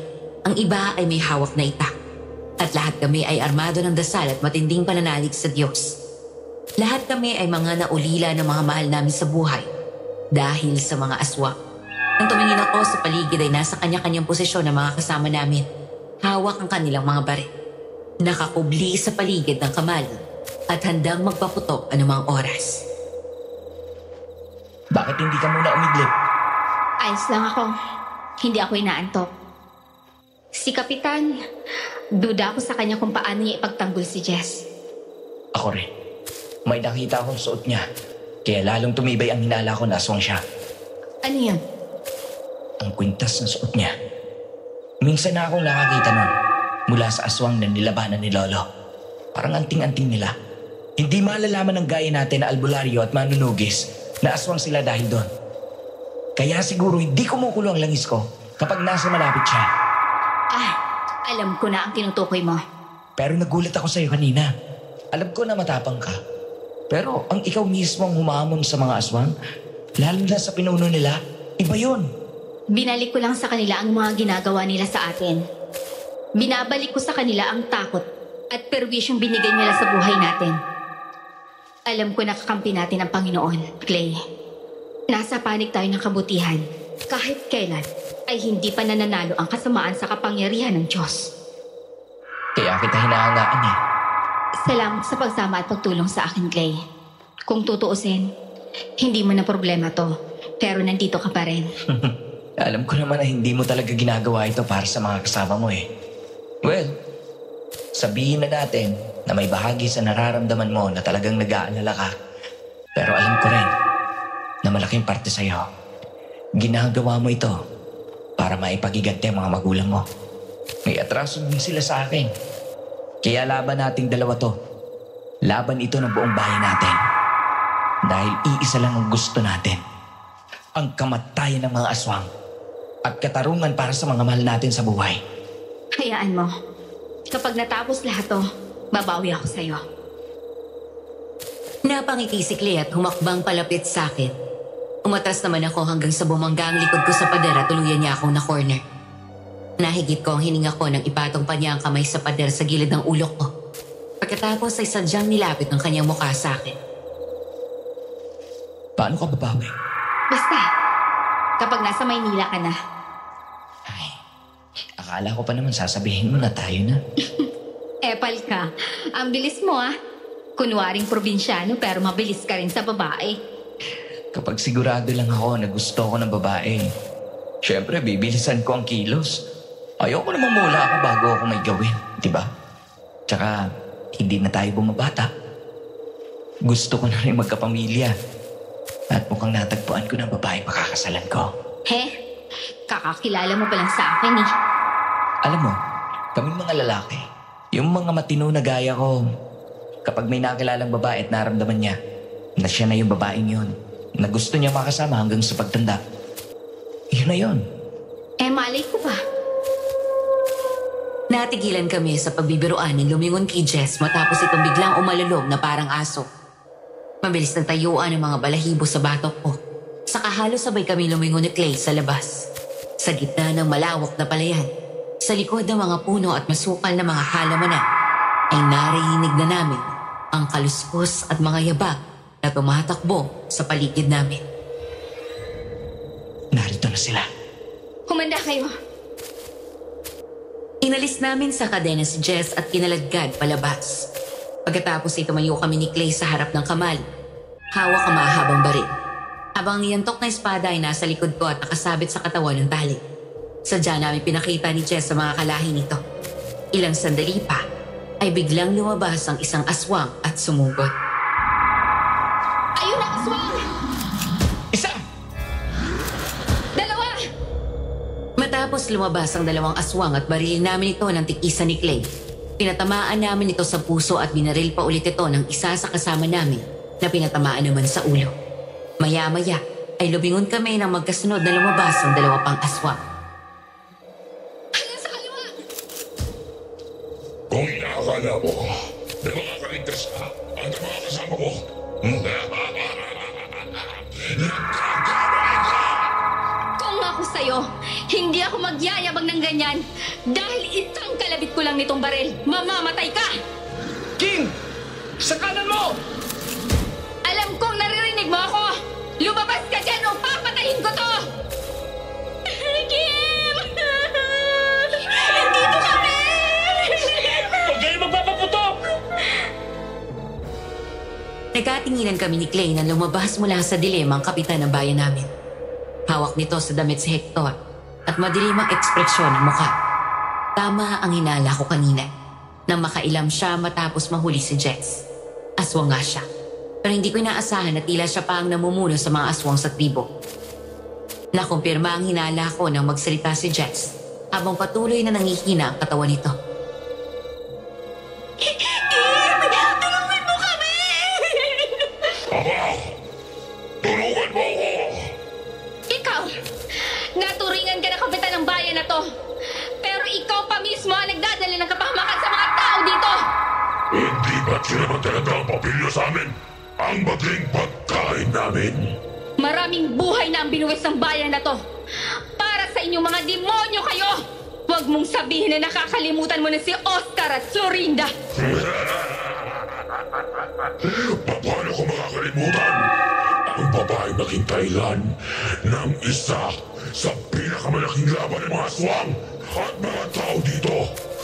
Ikaw ang pumatay sa asawa ko! Hindi ko pinagsisisihan na pinatay ko ang asawa mo! Kung ako ang masusunod, lahat kayo, pinatay ko na ng gabing yon! Mula pa noon, ilang dekada na ang nakalipas. Marami na kayong pinatay dito! Binigyan ko lang sila ng katarungan! Bakit kapalit ang pagkamatay ng buong pamilya mo? Wala kang kaluluwa! Ito siguro ang dahilan kaya binalik ako ng Diyos dito. Dahil panahon na para ang hustisya ng pagkamatay ng pamilya ko ang kunin ko! Pero ang usapan lang ay magpapalitan tayo ng mga bihag, hindi ba? Kaya hindi mo magagawa ang plano mo. Hindi mo ako mapapatay. Narito ang mga kasama mo. Kaya ibibigay mo na sa akin ang anak ko. Ibibigay namin siya sa'yo. Pero mangako ka na walang susugod sa pangkat ninyo. At nangangako kami na hindi kami magpapaputok. Pagkawalan niyo sila! Sige! Lakad! Kim! Dahil sa suot na medalyon ni Jess, mabagal ang naging hakbang nito palapit sa ama. Habang sila Faye ay mabilis na nakatakbo papunta sa amin. Agad namin silang pinatago sa loob ng kamali. Ilang sandali pa ay biglang lumabas mula sa dilim ang mga aswang na higit kumulang ay 10. Patayin niyo sila! Mga kasama! Ngayon na! Hayop ka! Sabi na, hindi ka mapagkakatiwalaan eh! Panuurin mo kung paano ko patayin ang anak mo sa harapan mo. Gaya ng ginawa mo sa mga magulang ko. Mabilis mo tinutok ang baril kay Jess. Pagkatapos ay sunod-sunod kong pinaputokan ito. 4 sa balang pinakawalan ng baril ko ay tumama sa katawan ni Jess at ang isa ay sa ulo tumama. Dahil kanina pa ito nanghihina, agad itong natumba at tuluyan na ngang namatay. Galit na umangil si Kapitan.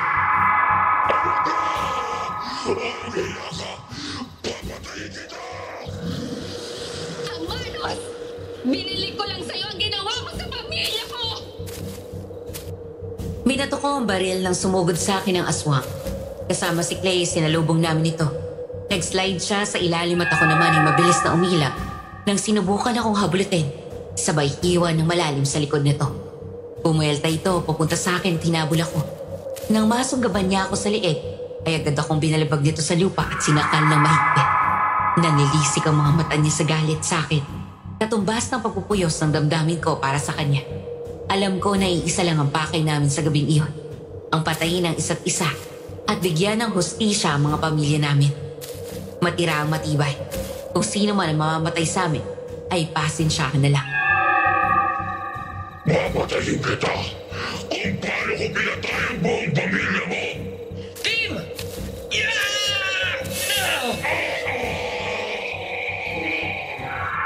Pinatay ko ang pamilya mo dahil sa kasalanan nila sa mga tao.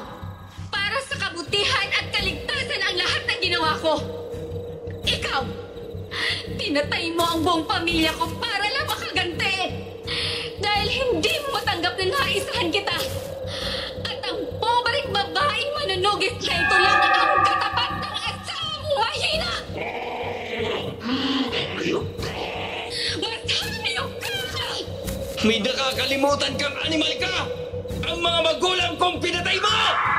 Kahit magtulungan mo ako, hindi na pa rin ako mapapatay!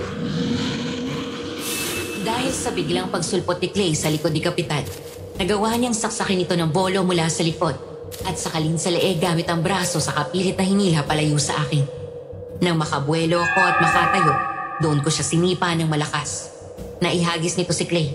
Isang aswang sumugod sa kanya na agad itong nalabanan.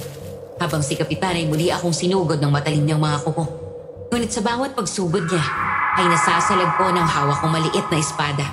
Sa huling sugod niya sa akin, ay mabilis akong tumungo at sinaksak ko ang aswang sa dibdib. Isasama kita sa hukay! Kim! Sa likod mo, ilag! Kim!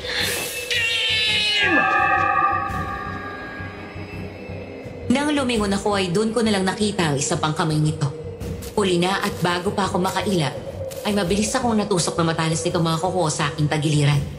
Napaliyad ako sabay daing nang maramdaman kong mumaon na yun ang husto. At kahit nakatarak ang talim ng espada sa katawan nito, habang paunti-unting nauupos ang lakas nito, ay hinablot ng aswang ang kwelyo ng damit ko at hinila ako palapit. Ikaw ang gagawin kong ahas! Huwag mong idamay si Kim sa impyernong mundo mo! Mamatay ka na! 10 na mga kalahi mo!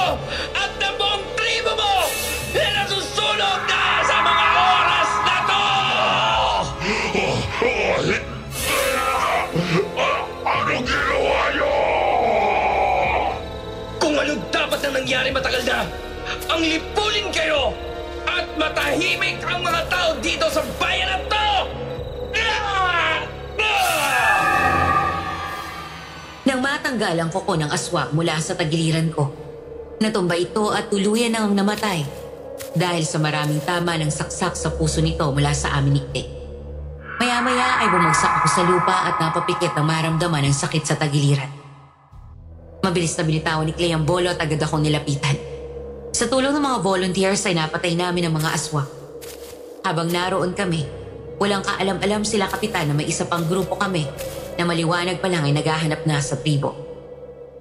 Nang makita nila, ay doon na sila naghintay hanggang sa magdilim at umalis si Kapitan at ang mga kasama nito. Habang nakikipaglaban kami, ay gayon din sila. Pagkatapos ay sinunog at pinasabog nila ang buong tribo at nailigtas ang bagong bihag ng mga ito.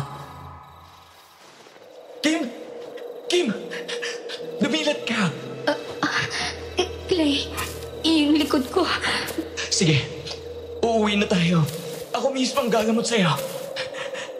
Kaya mo bang tumayo at lumakad? Hindi. Sandali. Bubuhatin na lang kita. Kaya ko. Kim! Kim! Salamat sa pagliligtas mo sa amin na! Kung sana nakinig na lang kami sa iyo. Tatanawin namin malaking... Lumayo nga kayo sa akin! Nang tumayo ako sa tulong ni Clay, doon biglang tumakbo palapit sa akin sila Faye, Gladys at Hector. Nagulat ako nang umiiyak na yumakap sila sa akin. Pero sa halip na matuwa ako nang makita sila, galit ang naramdaman ko. Na maalala ko ang mga kawalang iyaan ng mga sinabi nila. Kapag nakatalikod ako at ang katigasan ng ulo nila, kung kaya nagsimula ang gulo na ito. Dahil doon ay naiirita ako na tinulak sila. Kim? Bakit? Unang-una, hindi ko kayo niligtas dahil concern ako sa inyo at nag-aalala ako. Nasa airport na ako nung isang gabi at pauwi na sana ng Maynila. Pinaalala lang ni Clay ang sakit ng ulo na ibibigay niyo sa akin kapag namatay kayo at sa akin kayo hanapin ng pamilya niyo. Pangalawa, tigilan niyo na ang pakikipagplastikan sa akin. Anong plastikan? Hindi. Hindi ka namin maintindihan. Oh, come on, Gladys. Nangunguna ka nga eh. Matagal ko nang alam na ayaw niyo sa akin. Matagal ko na rin na alam na kaya niyo lang ako sinasama sa circle of friends niyo. Dahil akala niyo, tatanga-tanga ako. Bobo, tahimik, madaling mauto, at marami akong pera. Di ba? Kim, hindi naman sa ganon. Kasi... Nagtataka kayo kung bakit hindi ko kayo nilayuan kahit alam ko ang ginagawa niyo sa akin? Simple lang. Nakikipagplastikan lang din ako sa inyo. At nangongolekta ako ng ebidensya ng ginagawa niyong kabalbalan sa opisina sa utos ni boss. Yes, spy ako ni boss. Ano? Matagal na may nag-file ng complaint laban sa inyo. Ikaw, Faye, nagnanakaw ka sa pera ng kumpanya. Dinadagdagan mo ang presyo ng singil ng mga products sa mga customers at dinadaya mo ang resibo. Iba ang resibong binibigay mo sa kanila at original price ang pina-file mo para hindi makita ni boss. Isang customer ang direktang tumawag kay boss at nag-complain dahil sa taas ng presyo ng materials na binili niya.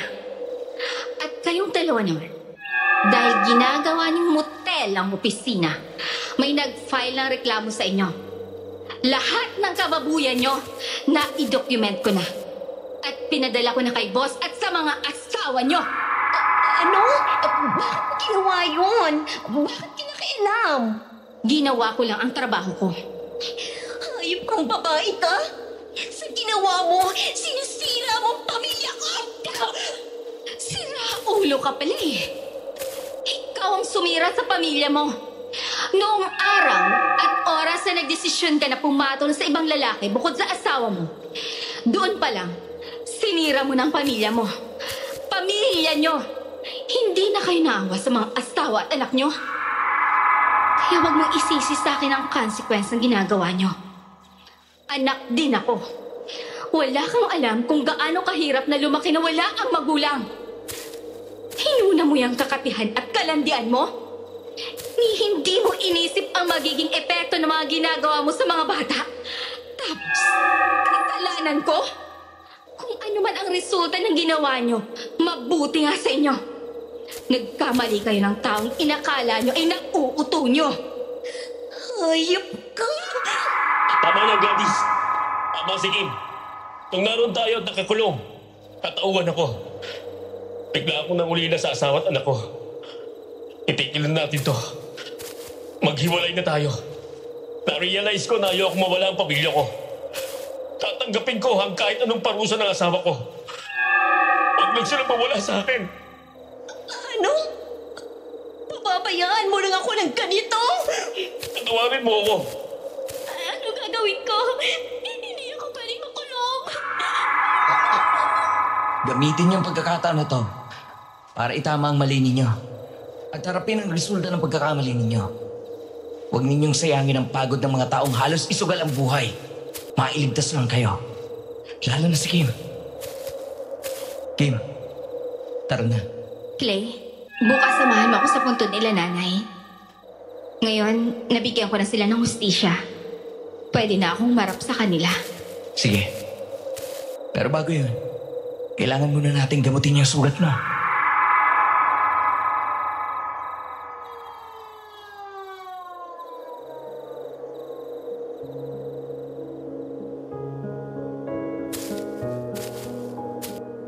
Seven months later, excited akong bumaba ng kotse ko nang matanggap ang chat ni Clay. Palabas na daw siya sa arrival area kaya naman nag-abang na ako. Agad lumapad ang ngiti ko nang makita ko siya na kumaway pagkakita sa akin. Tila ang mga maleta at sukbit na bag. Tumakbo palapit sa akin si Clay at agad kami nagyakap ng mahigpit. Mula nang bumalik ako dito sa Maynila ay sa chat at video call na lang kami nagkikita at nag-uusap. Malayo man kami sa isa't isa, ay hindi na putol ang komunikasyon namin. Daig pa namin ang mga mag-boyfriend na naka-LDR. Finally, nandito ka na. Sa wakas, nakita na ulit kita ng personal. Namiss kita, Clarence. Ako rin, Kim. Ngayon, talagang ramdam ko na hindi na ako nag-iisa. Nandito ka na eh. Hindi na tayo mag-iisa. Hindi ka na sa bahay? Kinakabahan ako sa interview eh. Baka hindi ako makapasa. Makakapasa ka niyan. Narecommend na nga kita saka pinakita ko ng mga credentials mo kay boss. Saka nakapag-usap na kayo online. Na-interview ka na rin niya doon. Super impressed siya. Kaya excited na nga siya makilala ka ng personal. Kumbaga, for formality na lang yung gagawin natin. Hayaan mo. Hindi kita papahiyain. Gagalingan ka sa trabaho. Kumusta pala doon pag alis mo? Ayun. Malungkot si Nanay Berta. Pero masaya na rin. Dahil magkasama na daw tayo. Tapos yung bahay at lupa na ibenta ko na. Yung sasakyan ko, nabenta ko na rin. Yung napagbentahan ko, ibibili ko ng second hand dito. Nag-resign na rin ako sa trabaho ko doon sa probinsya kaya wala na akong iisipin. This is it. Dito ka na talaga titira sa Maynila. Hindi naman ako maglalakas loob ng ganito. Kung hindi dahil sa'yo. Makalipas ang halos 40 minutes na biyahe. Sa wakas ay nakarating na rin kami sa kondo. Agad kong pinatuloy si Clay. Malinis na doon at nakapaghanda na rin ako ng makakain. Pupunta dapat ako sa kusina para ikuha siya na maiinom. Nang hawakan ni Clay ang kamay ko at hinila palapit. Tinitigan niya ako sa mga mata. Pagkatapos ay mapangahas na hinalikan ako sa labi. Hindi na ako nagulat. Inaasahan at inaasam ko na rin ang mangyari yun. Nang bahagyang lumayo siya sa akin at tinignan ako muli, hinawakan ko siya sa mukha at ako na ang humalik sa kanya. Tuwang-tuwa ako nang tumugon si Clay. Pagkatapos ay mahigpit kaming nagyakapan. I love you, Kim. Sobrang miss kita. I love you too, Clay. Miss na din kita. Kahit na nagkakausap tayo online, iba pa rin yung kasama kita. Masaya ako na sa pagsisimula ng buhay ko dito sa Maynila. Ikaw ang kasama ko. Clay, huwag tayo maghihiwalay ha. Hindi mangyayari yun. Kanina, bago ako pumunta sa airport, duman ako sa punto ng parents mo. Nangako ako sa kanila na magkasama tayong mabubuhay ng tahimik at normal. Malayo sa gulo at panganib ng mga aswang. Sa wakas, may kasama na rin ako. Kung curious kayo kung anong nangyari doon sa tatlo, sige bibigyan ko kayo ng update. Si Faye nakakulong na dahil napatunayan na pagnanakaw nito sa kumpanya matapos ang paglilitis sa court. Si Hector at Gladys naman ay tinanggal na rin sa kanilang trabaho. Minsan na kami nagkita ni Hector na makasalubong ko siya sa mall. Sila pa rin ang asawa niya. At ayon sa kanya ay nabigyan siya ng panibagong pagkakataon. Ngayon nga ay tahimik at masaya na ulit sila mag-asawa at lilipad na sa New Zealand upang doon na manirahan. Samantala si Gladys naman, ang huling balita ko ay hiniwalayan na ng asawa at pati ang mga anak niya ay galit sa kanya. Mula sa mataas na posisyon sa opisina, ay naghihirap na raw ito ngayon kaya bumalik na sa probinsya nito sa Mindanao. Kami naman ni Clea ay kasal na sa panahon na ito at magtatatlo na ang aming mga anak. Madam Venus, hindi madali para sa amin ang asawa ko na makalimutan ang malagim naming kinakaraan. Ang galit ay hindi ganoon kadaling mawala. Hindi madaling tanggapin na namatay ang pamilya namin sa malagim na paraan. Ang buhay nila ang nasakripisyo dahil sa tungkulin namin bilang manunugis at albularyo. Pero tinuro din sa amin ang pangyayaring iyon na hindi kadawagan ng ibaba ang aming mga armas at tumalikod. Ang piliin ng buhay na payapa at malayo sa gulo. Hindi namin alam kung may mga aswang pang natira sa bayan namin. Pero ngayon ay iniwan na namin na natitirang laban sa kamay ng Diyos na siyang higit na makapangyarihan sa lahat. Sa inyong mga tagapakinig, may experience din ba kayo na nagbakasyon kayong magkakaibigan at may nangyaring nakakatakot? Ikwento niyo naman sa comment section. Hanggang dito na lamang at maraming salamat. Nagmamahal, Kim.